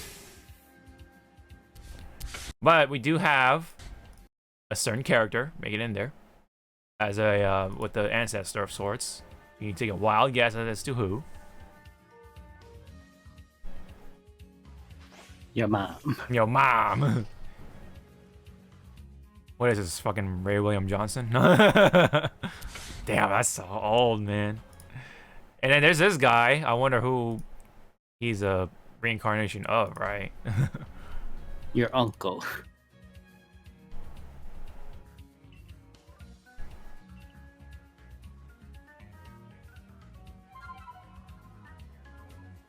I guess you can call on your riding Pokemon, which is kind of neat.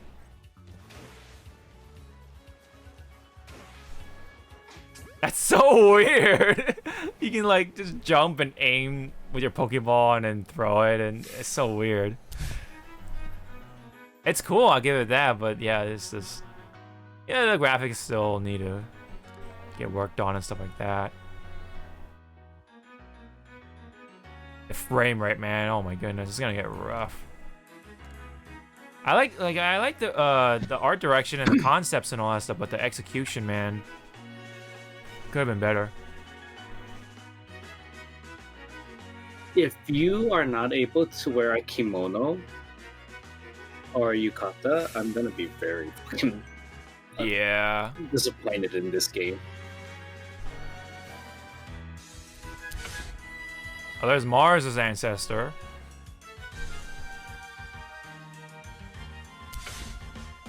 I forget who this character is supposed to be when it comes to ancestors. It might be a brand new character, I don't know.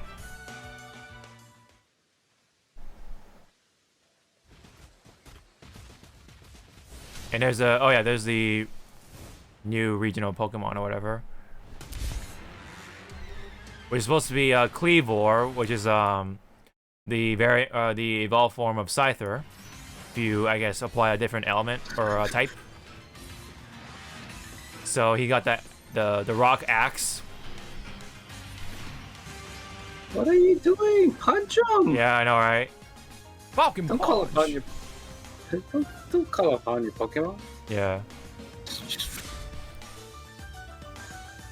Put your I dukes kinda- up and just wail on it. Yeah. I kind of like how it looks. 6,508. So That 65 bucks. it's a $60 game. I know, but wow. Ooh. That's the that's the V card for RCS. Oh man, it looks really cool. Well, see, that's the question. Because you know, like how there are some exclusivity for like games releasing in Japan with their own little Bundles and collections. But are we getting that card? I'm not gonna hold my With- breath on it. I can only just Yeah. hope though. I want that card, sure, but Jesus Christ. Because I remember there was like a couple of games that are you going in or out of my freaking room? I'm not swinging this door for my health. Yeah. Yeah, I'm not sure. Yeah. I'm not sure. I'm pretty sure people are gonna try to sell it for like hundreds of dollars at least. $4 million. Yeah, $4 million. Alongside with the Oreo. Yeah. God, the Oreo, man, I can't get over that. I'm surprised if there. I'll be surprised and like shaking my head on people buying those things. Mm-hmm. Be Yeah. like, why? I have no idea. Purpose? People, man, people are dumb. Anyway, these are the artworks for the characters that we saw in the trailer. So I think this is supposed to be So that's Cyborg's great ancestor. yeah, from Japan. So he's half I Japanese. mean, they did go to Japan in that movie. You're right. This one, I'm not sure whose ancestors is supposed to be. That's Weevil's ancestor. Yeah, Weevil. Yeah, Weevil Underwood. Oh, I forget her name, but it's pretty obvious whose ancestor that is. I love the references of like the Sword and Shield stuff because it looks like these like little art prints on there look like the sponsorships or whatever on like a esports uniform. That's what it kind of reminds me of. But to me, you know that type of style wouldn't be like in like. Well, to me, I would not see that type of art style where it's just patches of like different arts. Yeah. In like feudal Japan, because that's where it's taking place, right? Yeah, it's like a Japan type of setting, feudal Japan type of thing. Which is supposed to be, it becomes Sinnoh at some point, because this is supposed to be a prequel of sorts. I was gonna say maybe it's a Sengoku period, but I was like, wait, they already had one. Yeah, believe it or not. They had a Sengoku period Pokemon game. They did. It was a tactical I wanted RPG. to play it. Mm-hmm. I wanted to play it, but I just couldn't find it. Yeah, it was on the 3DS or whatever. I remember. It was the it was the like they had like Nobunaga and all those other figures. Pokemon Conquest. Yeah, I think that was it.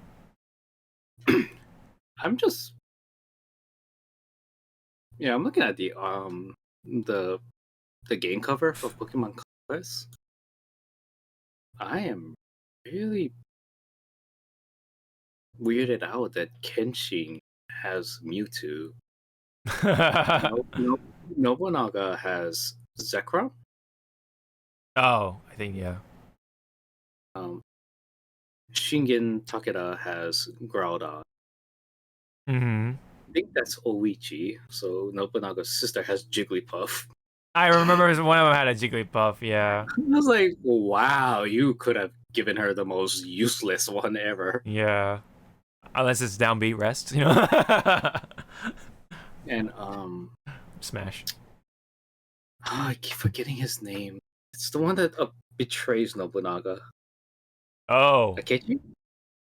Who? Akechi? Akechi? Oh, Is maybe. it Akechi? I think so, maybe. And Akechi has Articuno, and I'm like, you just switch Yeah. because in every iteration that I've been playing with anything that deals with Sengoku, period.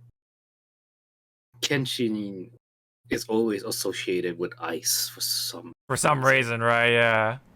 It's like Kuno to Kenshin, Mewtwo for Kechi, maybe. Mm-hmm. So anyway, there's one for Mars, and I think that's pretty much it. And then there's a couple of other ones from within the game that are NPCs, but they're also like ancestors or whatever of. That's not an ancestor, honey. That's a Time Lord. Time Lord. We're going into Doctor Who territory. Yeah, yeah. And then this guy is the ancestor for him, I guess. I don't see them. Well, you see the hair and the glasses. That's supposed to be yeah, because yeah, he looks old too. So that's why he's kind of has a wider hairline or whatever. What? And it's supposed to be like younger. Yeah, you see the little like thing on the back of the hair, and then the two front bangs and stuff like that. Right there. Bango Bongo? Bongo Bango?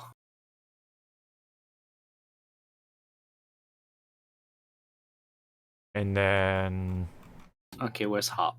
Where's Hop's sister? well, Hop's not in Sinnoh, so You don't know that? You don't know that Hop, was like running around during Sinnoh's time?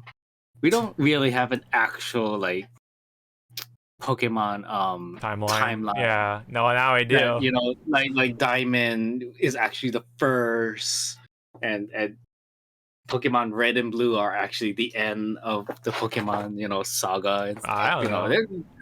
No, they all take place at the very same time. That's what I want to believe. Yeah. That each Pokemon game is. All Pokemon games are happening at the exact same time, but at different regions. Yeah. But when it comes to like, or my other belief is that it's hot now. Okay. It's hot now.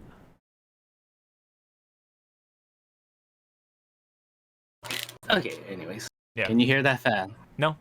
You're good. Okay. How I looked at it is that, and this was me being small.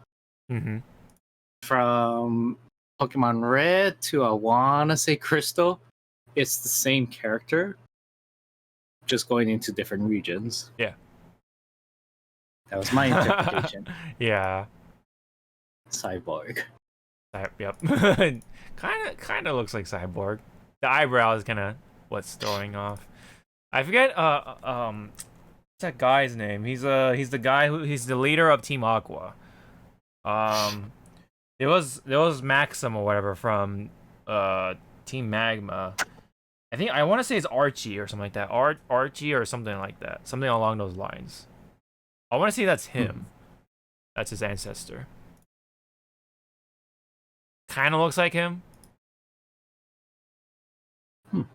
But I mean, it could be a new character for all we know, who happens just looks like somebody or whatever. Here comes a new trainer. New challenger. Here comes someone to whoop your ass. Yeah. Well. See what kinds of new stuff we'll see. But anyway, there was a new trailer also for Brilliant Diamond and Shining Pearl.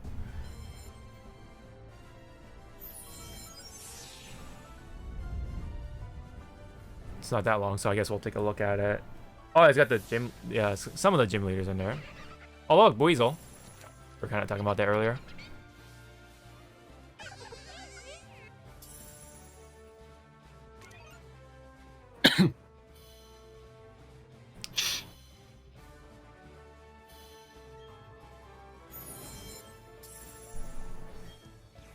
I still find it funny that people still hate how they look. Yeah, I'm like- kind of like whatever with it because they're just trying to reference the old stuff. Yep. But at the same time, they could have done more with this too, like the art They could direction. have done, because I think, because wasn't this game made the same time with the Legend of Zelda one? Oh, maybe. Because maybe that's why it looks like that. It's because it was made at the exact same time, and it was kind of like that. Can I see your homework? Yeah, here you go. Just don't Yeah. copy it. I don't know. I mean, this is supposed to be a remake, but this looks more like a or feels more like a HD port, like a good HD port. But oh, there's Cheryl with her chibi self.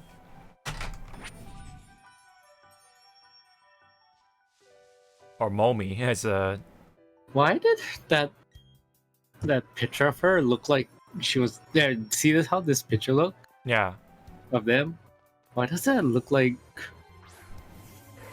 they're gonna like enter Smash or something? I know. It looks like it's like Smash artwork. Yeah, you're right. It kind of reminds me of that a little bit.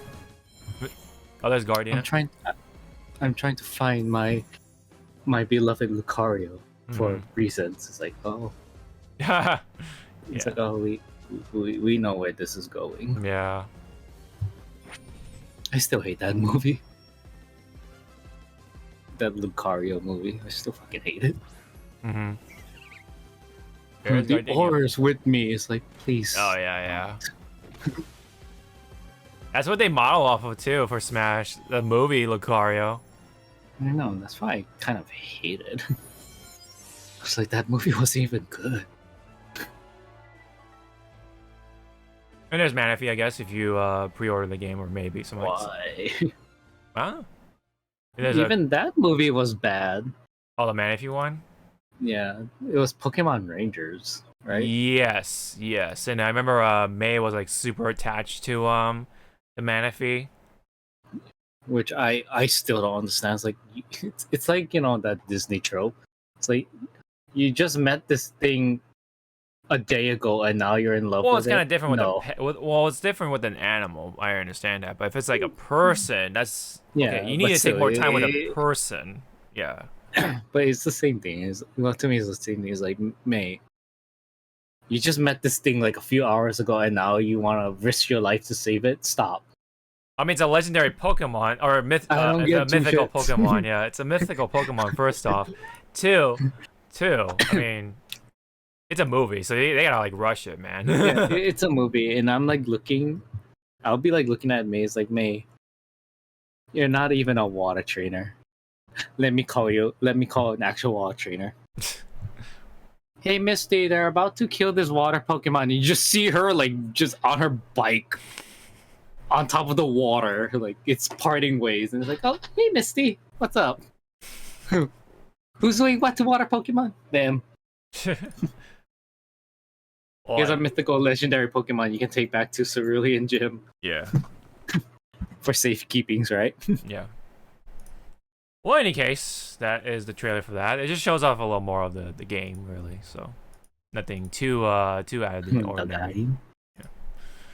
Meanwhile, just a quick look at Pokemon Unite. There was a new playable Pokemon in there, which is Sylveon.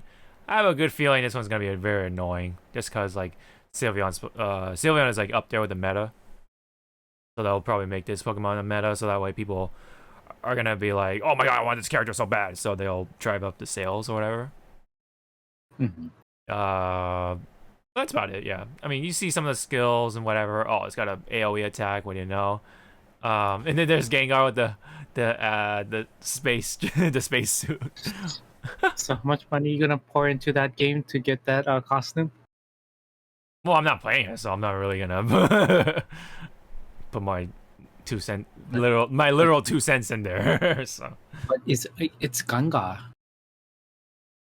I mean, I thought you like Ganga. I can like Gengar somewhere else. I mean, I got Gengar right there. And I have Gengar coming for Pokemon cards soon enough. I'm still waiting for you to get that pillow. Oh, the stupid the long tongue thing you put your head in. I'm still waiting for you to just have that. Yeah, that maybe next stimulus check. Come on, Joe Biden. I want that. I want that Gengar pillow. Damn it. My friend wants that $500 Arcanine. Oh yeah, the Like- big ass. Oh man, that is. I was like, wow, this is really stupid. She's like, why? It's like, because it's the same thing like the, what was it? The Wulo? Oh no, it was Mareep, I believe. Or Yeah. it was either Flaffy or Mareep. One of those two. And I was like, how much is that Marie? Well, when I first saw the Marie or whatever, it's like, wow, that's really cute. Looks at the price tag. Ah. It's like so big. It's so big. Okay, so. Oh, sorry. Go ahead. I don't know. Yeah, you gotta love those $500 big old Pokemon plushies. For sure. Well, see, if they had a Machoke that was for 500, you see me be single in in 3 Oh seconds my flat. god. You actually would do that. I'll be like this. Yeah. Jesus Christ. The people be Oh, like, what did you buy? the cat will want the Machoke too. You touch my Machoke cat, I will fucking Machoke you. God damn it. I knew you were going to say that. Somehow that doesn't surprise me too much. All right, anyway. So I know I have the Tokyo Game Show thing on the bottom, but I'm gonna actually go through that one so it'll like actually make more sense. So this is so far what we got from Tokyo Game Show. It's still kind of going on. I think the last day is maybe today or something like that because it's Sunday over there. So maybe that tonight will be the last one. But so far we haven't had too much of like big announcements other than the KOF stuff, and then there was more footage on Final Fantasy Origin, Stranger of Paradise, that game. Chaos. Yep. I do have some videos about that later on. And there was I don't think there was anything new about Forspoken, but they talked about it. They showed off some stuff for Shin Megami Tensei 5. Then they showed off the mobile game, The First Soldier for Final Fantasy 7. And then the Altair Sophie sequel, I guess. It's a JRPG series. It had that girl with the big thighs and the shorts. I remember that. So that has a sequel. Again. And then Eiyuden Chronicle. It looks like a side-scrolling RPG of sorts. And there was more info on Monster Hunter Rise Sunbreak. Not too much, but I will have some things here now. So they talked about, yeah, you're in a new base, you're, doing this and that. Whenever it's nighttime, the sky turns a little reddish, that type of thing. Not too much like big, like breaking news type of info. Let me see. They kind of like just talked about stuff essentially, so nothing too big. Yeah, they had a concert. A lot of singing. Yeah. Yep, concert. Don't want to go through that too much. Yeah. Just in case. And then they did talk about the PC version, which I'll mention it now. There is a survey for Monster Hunter Rise, and if you go on the survey, you can mark the what do you want from the game, and that includes the cross progression and crossplay for both Switch and PC. So that would be really cool if enough people talk about it. So if anyone wants to take the time to do that survey for Monster Hunter Rise, go on their Twitter and click on the link for the survey. It's somewhere in the feed, and just mention about crossplay and whatever, and that'll be really awesome to make that happen. Because that way I don't have to like do that shit all over again. As much as the game is fun, I prefer to just not having to go through that. Just save time. Yeah. And then they talk about Mao's. They talk about the name of the new dragon, which is Malzeno. And then one more wyvern, which is a crab essentially.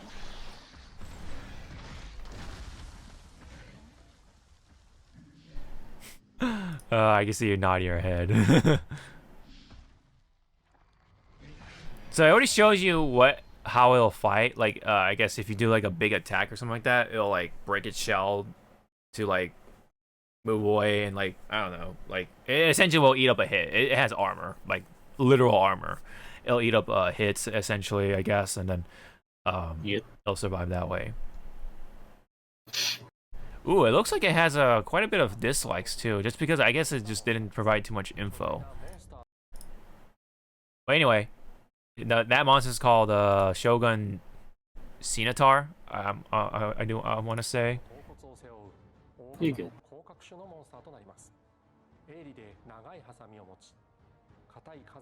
I believe that's how you pronounce it. But yeah, looks neat. I guess it's a giant crab-looking thing. I wonder what the armor would look like. That would be something to look forward to.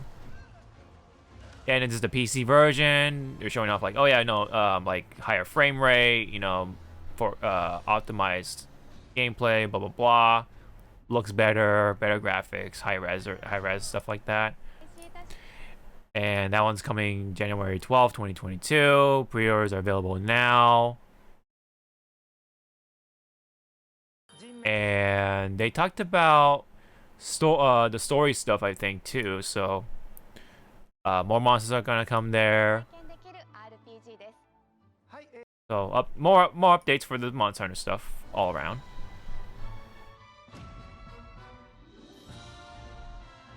So we're just continuing to get free updates, man. It's pretty awesome. And then unfortunately, there's nothing on like any other Capcom stuff. So this is mostly a Monster Hunter spotlight. I don't know if they mentioned in this particular video, but there is a collab, which is pretty big. Which is I believe right here, I think. Oops, sorry. Yep, so there is a collab with Sonic the Hedgehog to celebrate the 30th anniversary. So I do want to look forward to that because, you know, I like Sonic, so I want to see what they're doing with it. It's not the first time, right? Because I think there was a Palico costume for with Sonic before in one of the other Monster Hunter games, if I'm not mistaken. But yeah, that's they only show the logos. There's nothing like else they showed off so far. But I think it's cool. Nice collab there. I think this one, yeah, this is another collab, but with another Capcom franchise that was mentioned on the roadmap, and this one is involving with Ghosts and Goblins. So the Ghosts and Goblins, you get the armor from Arthur with the lance and everything. You get some animations if you use the lance and all that fun stuff.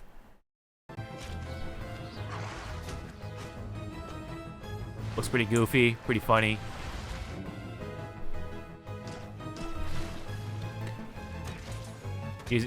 Arthur using a hammer is hilarious. As a hammer main.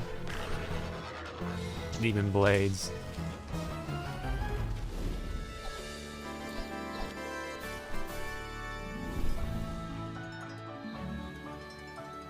Palico costume, which looks absolutely weird.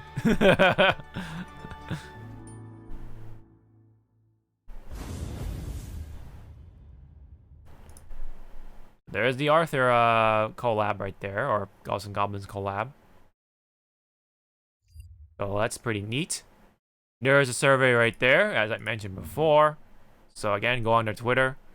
Take the survey if you want. If you play Monster Hunter Rise, if you really like the game and want to transfer over to PC, definitely mention about crossplay throughout the survey, like I did, and cross progression. That'd be very, very nice. Hopefully that'll come through. So that's it on Monster Hunter. There's more in here, obviously. There was a new mobile RPG from Sega called Sin Chronicle. Another dungeon, like a dungeon RPG from Square Enix coming soon to be announced. Monster Hunter coming to Steam, as we mentioned. Where we mentioned about the show or the collabs.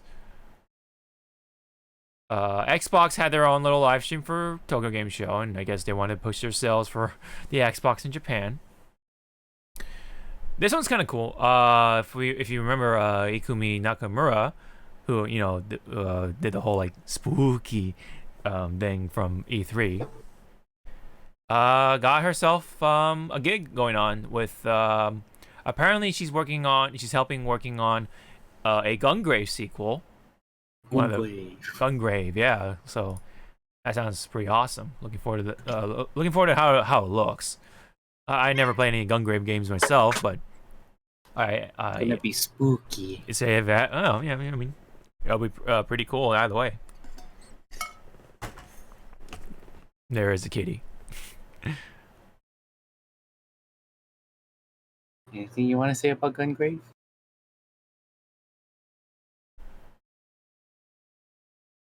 I think the cat likes Monster Hunter better. And then it's time to put him down. Smaller announcements like Scarlet Nexus and other games going to Game Pass on Xbox. Redfall, Starfield, and other games will be localized for Japan. And then there was the KOF stuff. We mentioned that. And then that's pretty much it. That is pretty much it on the major ones. So yeah, so far anyway. I think that's all. There hasn't been nothing too major, unfortunately, for Tokyo Game Show overall. I don't think anyway. Yeah, I think like this year alone for any like announcements and stuff, it's just a dry season. A dry year. It's a dry year. Yeah, for sure. Yeah, I mean, we talked about on the Game Awards part, like how many AAA games that are like, big AAA games, you know what I mean, like that really come to mind, you know what I mean? So, so pretty dry in comparison to like other years as of recent. But anyway, man, I kind of want to show this video just because it sounds so funny. It's kind of quick, so I'll show you a little bit. But this is like an older video for Earth Defense Force 3 for the Nintendo Switch. I believe you're familiar with Earth Defense Force, yes? In some ways, yeah. This is a Japanese promo to take that into mind. So let me play this part.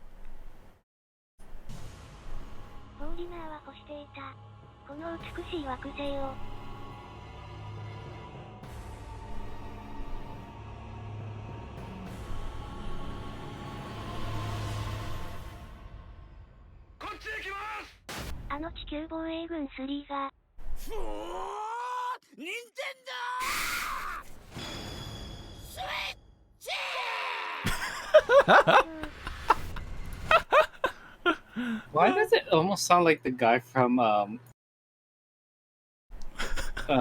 Godzilla Singular Point, the old man? It's Buggy the Clown, but yeah, I can definitely see where you're coming from. It's Buggy the Clown. Oh man, you gotta love Mr. Shigeru Chiba, man. Oh, I love that voice actor. Oh man, I don't know.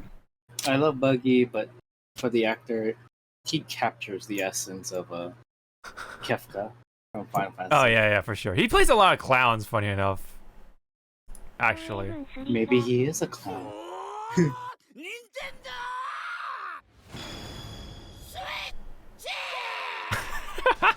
So funny. Have you seen Kaido in the anime for One Piece? I don't watch the anime. Oh, okay. I thought you were at least like somewhere like after Dressrosa, something like that. Ooh. Okay. All right. I don't remember that session we had about Big Mom. Yeah. Because I never watched anything that happened with Big Mom, and then we saw that episode, and I was like, oh. Yeah, you're right. They glossed over it, but when you read the manga version of it, it's like, oh dear. Yes. Oh my. Yes. Oh. Yeah. close this. Close the Just chapter. Just throw it. It's like we're not going Yeah. back there. Yeah. Touching. like I'm not gonna even touch that with the 10-foot pole. That is pretty dark, you know. But no. Sunshine and rainbows. I mean, and a happy sun. He's Yeah. like, yeah, throw that out the fucking window. do you want to hear what Kaido sounds like when he says Nintendo Switch? Sure. Okay, I'll be more than happy to play that for you. It's somewhere in here. オンラインとローカル通信の4人協力プレイ対応。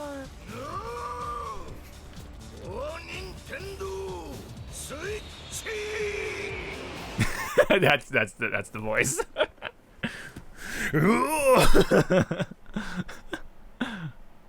That's Kaido if he had a Nintendo Switch. I'm just gonna go back playing this.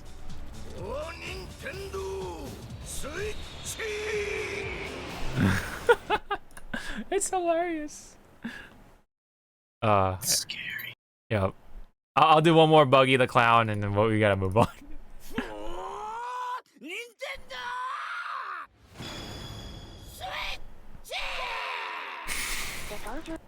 It's so hilarious. Imagine when this game comes out, and it so happens like a new episode of One Piece, and it does star Buggy.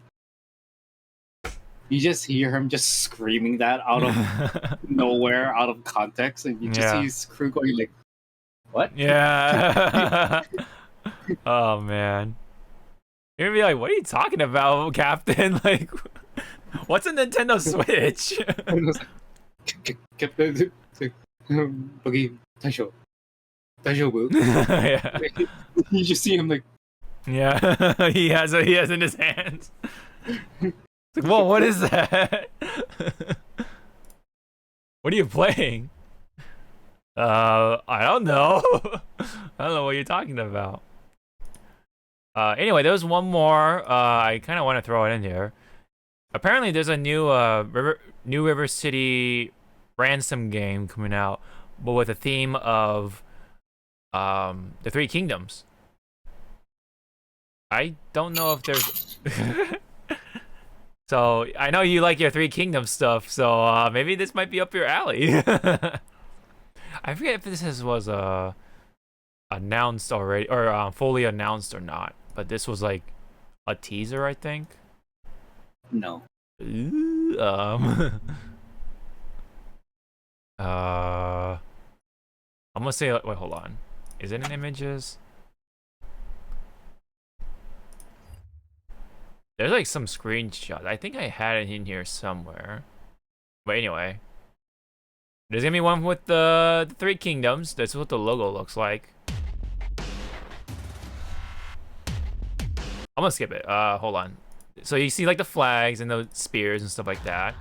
Kind of reminiscent of the Three Kingdoms stuff. It's music.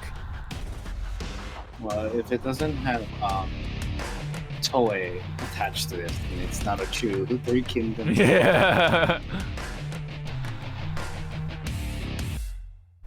It's just what's that other game? It's a war strategy game. It's on Steam. It's not really Age of Empires, but it's in that same. Oh yeah, that same sort of genre. Let me type in like Three Kingdoms real quick, see what pops up. And watch, it's like porn. Yep. Oops. Okay, there you go. There's So, like yeah. there's some of the artwork. It just popped up randomly. I'm just gonna get rid of the new and see if that helps. Yeah, that's kind of what the guy looks like, I guess. I don't like. Like the character. Anyway, there's a Three Kingdoms game coming, so it's a beat 'em up, side scrolling. So if you're bored, maybe that's something. But anyway, let's wrap it up with the Netflix stuff and all the live action whatever and jokes and whatever, including the Final Fantasy meme that had come out recently. Oh, you probably know what I'm talking about. But anyway, so we talked about Johansson and the lawsuit that she had with Disney because of the whole streaming thing, the contract, and a lot of stuff. They now actually finally came to an agreement, and for the most part, she is happy with how it's settled, so that's good. So there's a quote. It says from Miss Johansson herself, "I am happy to have resolved our differences with Disney. I'm incredibly proud of the work we've done together over the years and have greatly enjoyed my creative relationship with the team. I look forward to continuing our collaboration in years to come." So that kind of tells you of how she feels, of course, and all the rest of the info is just kind of just like how the movie was supposed to release as a movie alone and not so much a streaming movie. So that's why it kind of like conflicted with the contract and stuff like that. She wasn't earning anything from the streaming side of things because her face was featured in there, of course. So she was well within her rights to, well, put out a lawsuit for that.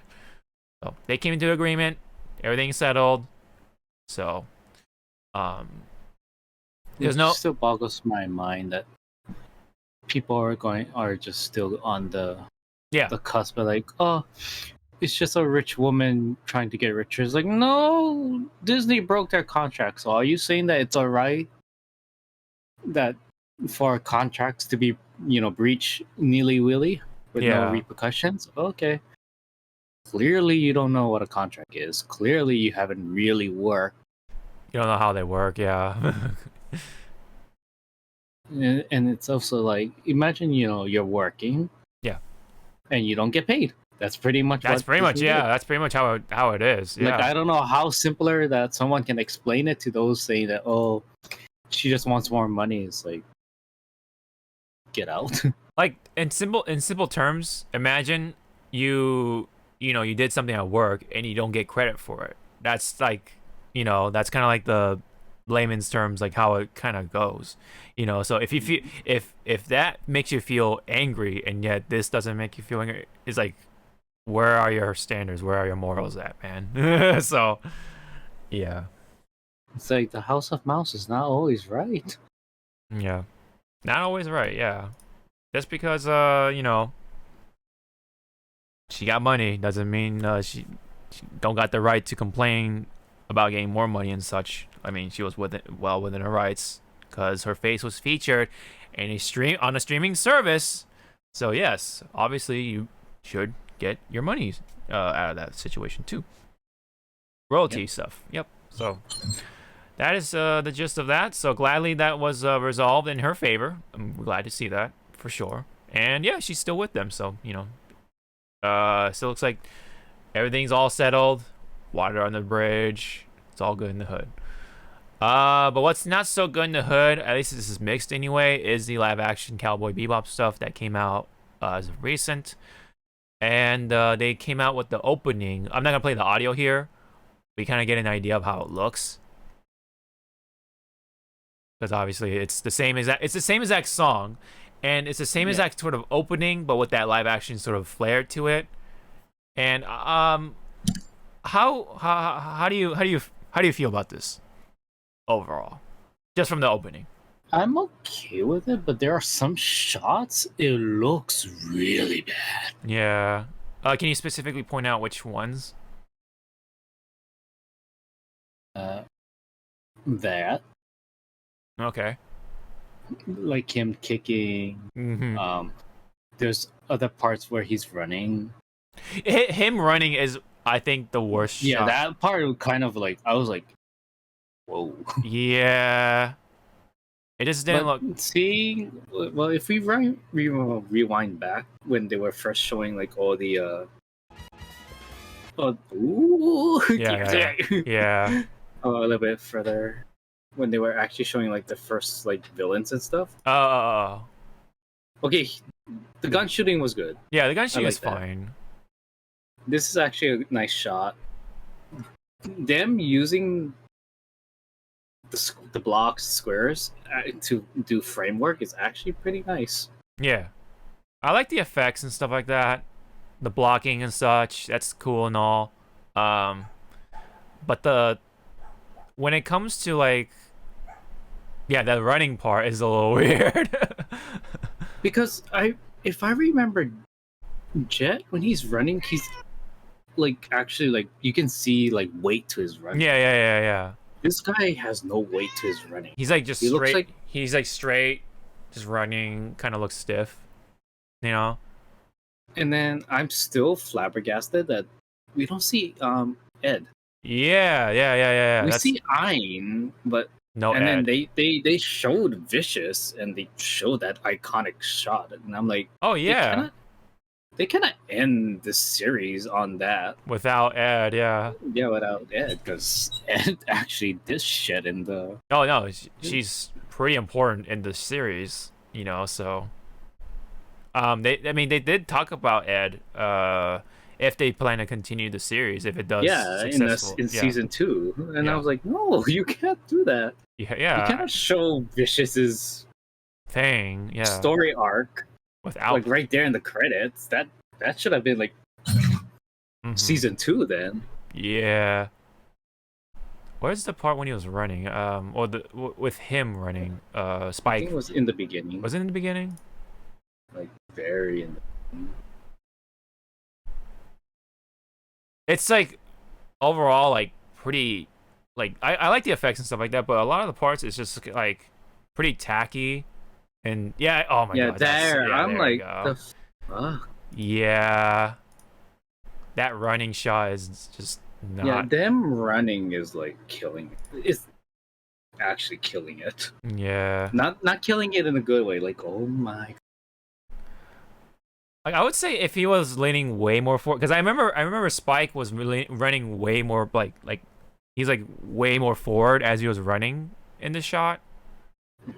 If Or I you know, run normally. yeah run normally, and like his hands are like this, you know what I mean? Not like that, you know what I mean? You know what I'm saying? Unless he's running like this, and I can understand. But you know, relax the hand. Yeah. A little overdone in like the wrong areas, and that kind of came out bad, unfortunately. But the other shots, I like the villain shots, like the squares and stuff like that. But yeah, the running. A lot of people was also kind of mad that the Jet is being played by an African American. I was like, who gives two shits? I know, right? Like they're worrying about that part when there's plenty of other parts to sort of worry about. And then I like how they tried to show some action shots with Faye Yeah. and her costume, and I'm like, yeah, see, that actually her costume actually looks like now it's working, because if it was just a bikini with the straps, that Yeah. It's gonna not. Yeah. it's gonna rip. It's gonna rip or not translate well on film, at least. The yeah, gunshot's okay.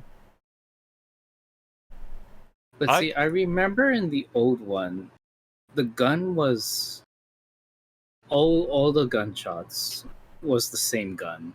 Was So it the I same kind of gun? like this. Yeah, Okay. I believe so. So I like this new take that it is. It's like different guns. Okay. It's their gun. Yeah, it's more like, yeah, it's like more fitting to their personality or just character.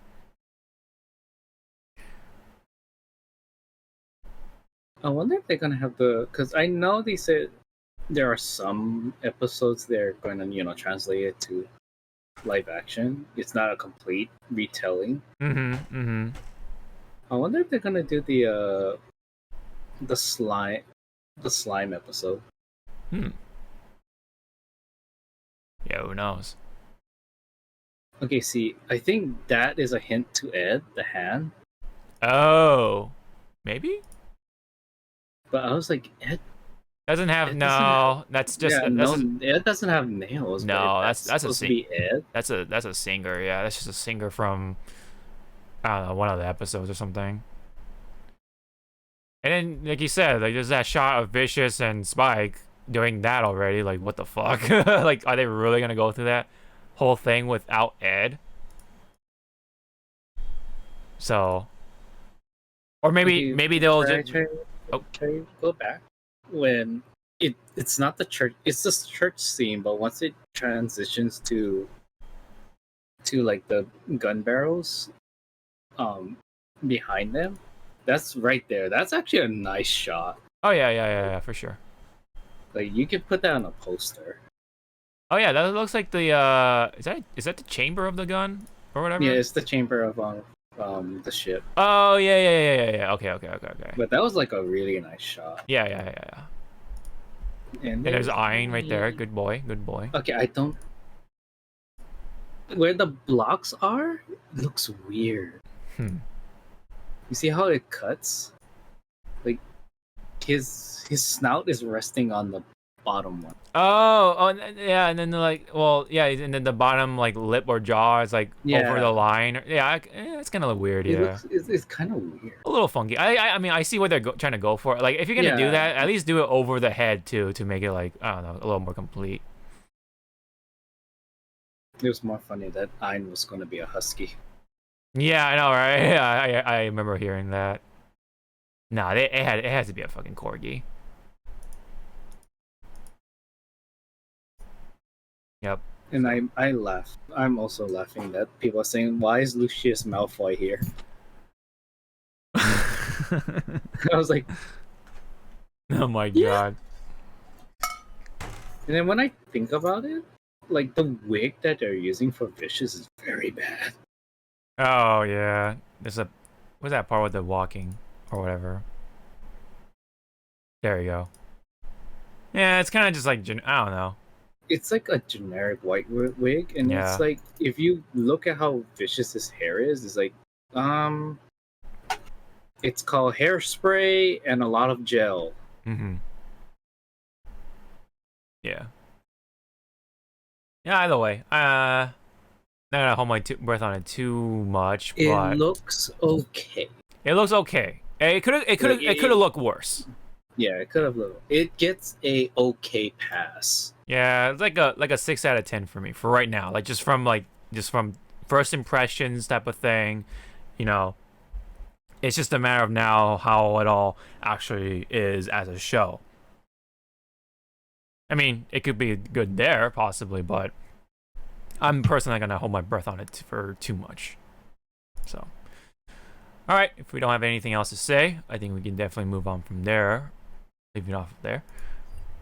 So now this is like more like jokes and memes and whatever. So, Jay Wong there was one with Jay Wong, and Da Wong, the Wong factor. This comes from RGG Studio, which is the Lost Judgment developers and Yakuza, all that stuff.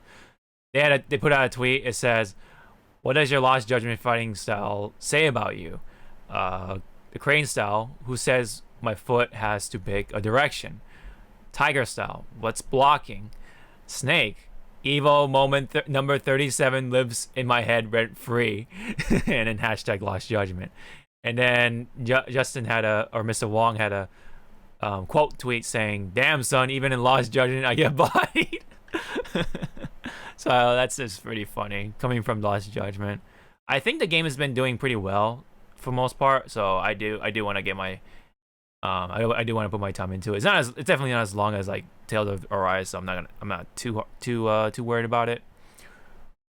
Yeah, so I do look forward to actually playing it in soonish.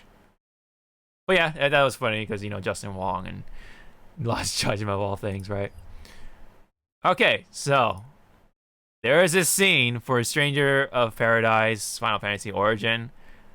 And a lot of people are like, what is this scene? What is going on here? So I'm going to play this right now. I don't think it's too long, so it's like a minute, so. Give me a second here. It's just a fairy tale. The darkness, the beasts, this despair that eats away at people's hearts. It's easy to blame a single thing for all of that.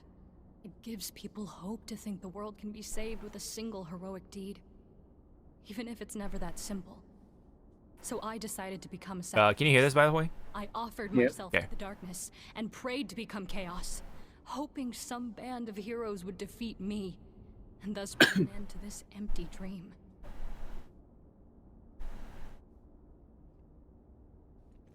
Bullshit.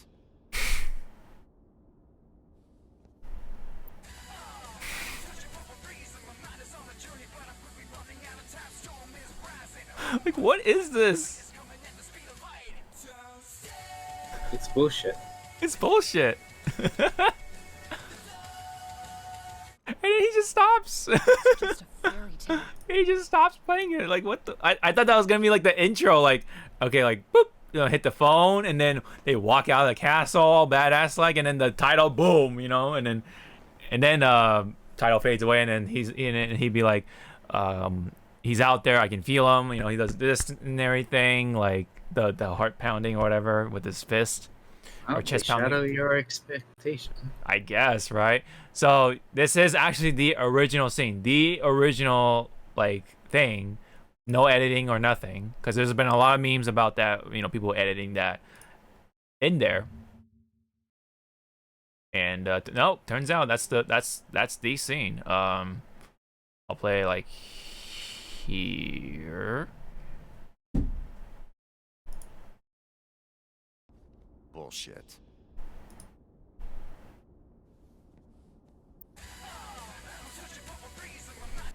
Ah, but okay, so now okay, it makes a little more sense, a little bit, because he's actually wearing the AirPods or whatever, like the wireless earphones.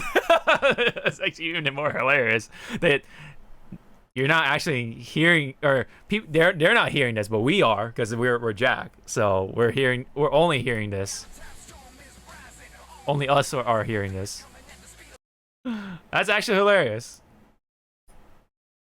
And this is like Jack and his crew without the outfits or whatever it looks like, right? So it turns out that yes, you can customize your outfits or whatever to, I guess, maybe it's like armor or something like that, stats, you know, all that stuff. People hope to think. So, I mean, do you have any comment about this?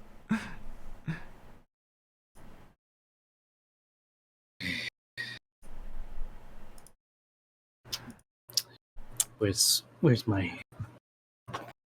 Where's your hard liquor? I know. I'm just gonna suck on a Yes. green apple. Oh man, busting out the green apple, man. You know it's, you know it's going bad when he pulls out the green apple. Anyway, a little bit of spoilers here, but this is like in the trailer. So, chaos is not what you think it is. So, remember in the trailer, we watched that trailer, you know, with all the chaos, and then there's a knight in the armor, you know, saying all that stuff, and then does the jump off of the throne or whatever. That's not chaos, nor what's his name? What's the other name? Like Garland or whatever, Garfield. I don't know. Okay. Not neither of those characters or whatever. It's just the woman. It's just the chick that we see talking. She kind of heard. She became chaos, quote unquote, to see if defeating her will, I don't know, end the whatever, right? But it doesn't. What do you know?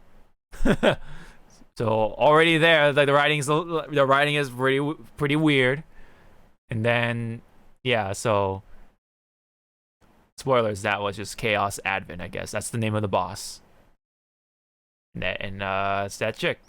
Turns out. And here's the rest of the scene right here.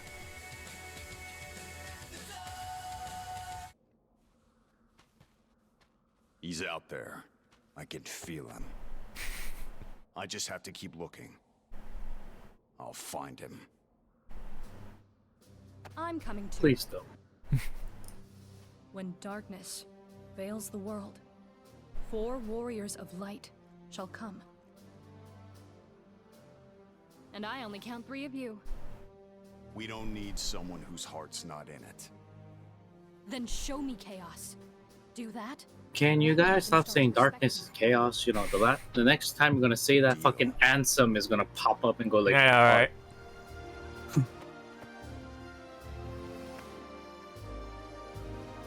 We better get back to the castle. Wouldn't want to disappoint our patrons. Jesus, shoot me. The beginning of this scene was very awkward too, because there's just like a bunch of like, like, hold on. Lord Jesus, please shoot me right now.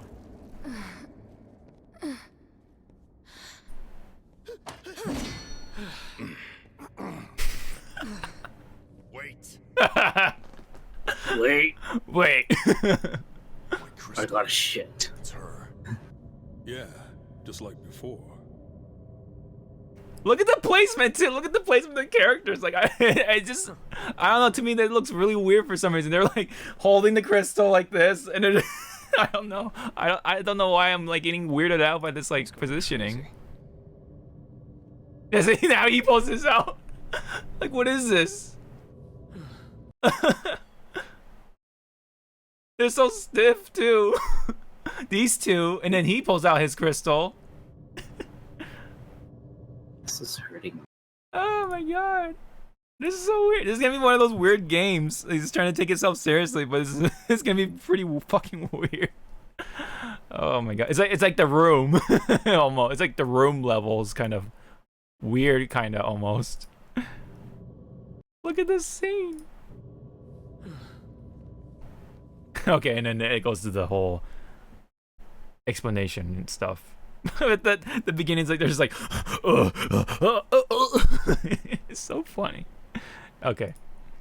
And then there's one meme, I guess, or where I mean the meme is like everyone's like replacing the music and stuff like that with their own little choice or whatever. I even threw mine in there. I'll play like a little bit of it because it's kind of copyrighted. Bullshit. Ass, titties, ass and titties. There you go. That's all I'm gonna play. Yep. Oh my god. This game is already looking kind of weird. I mean, the gameplay might be fine, but the story, man, I think that's where it's gonna fall apart. Maybe. I don't know. Could be wrong. Maybe maybe the beginning's gonna be a little weird. But man, I got a pretty good laugh out of the whole situation. I feel like the original scene is more like just hilarious than all the memes that have been made from this particular scene. But anyway, have you anything else to add to the Jack's bullshit scene?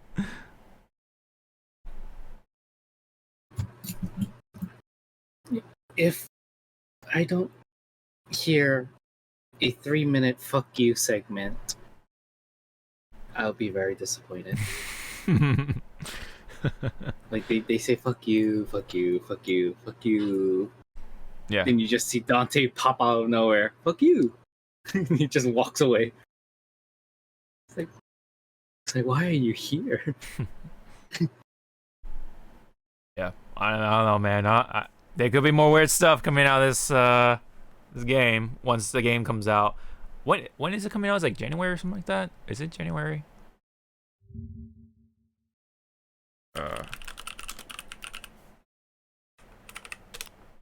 There's like demos available, of course. Oh, okay, it's just sometime next year. They haven't said anything, I guess. Oh, it's March. Okay. March 18. Okay. Well, for those who are looking forward to it, for the gameplay side of it, anyway. I mean, it's supposed to be like Neo or like Ninja Gaiden type of thing, so there's gonna be some challenge in there.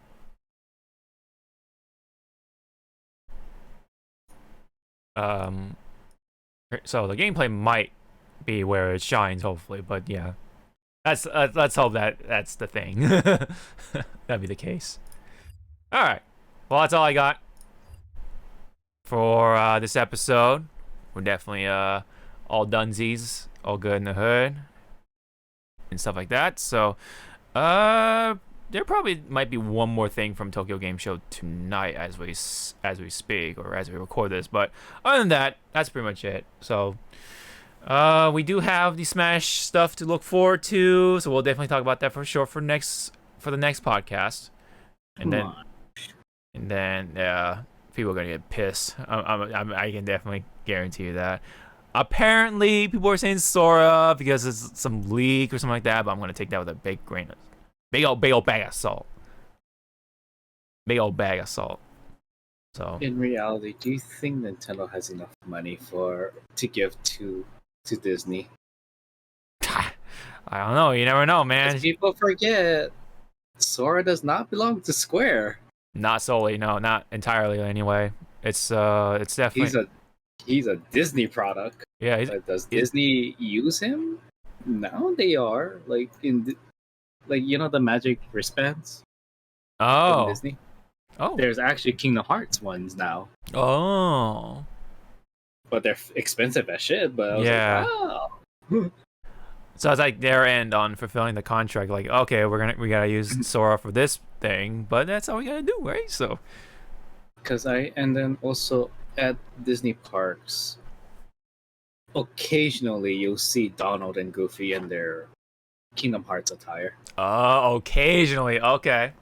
So I was like, wow, they're really trying to say like, yeah, we know Kingdom Hearts belongs to us. Yeah.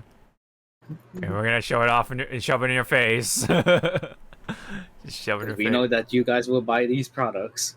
Yeah. Then you just see like that one person going like, no, I don't know what the hell you're talking about. Mm-hmm. How much are these right now? $300. Oh, yeah, no. But there's probably like a little keychain of the Keyblades. It's probably like a Keyblade you can make or something like that, like the lightsaber. If they have Keyblades like that they would sell for sure. They'd be like hotcakes, man. You know how those people are. They are crazy about that. I don't know what you're talking about with lightsabers.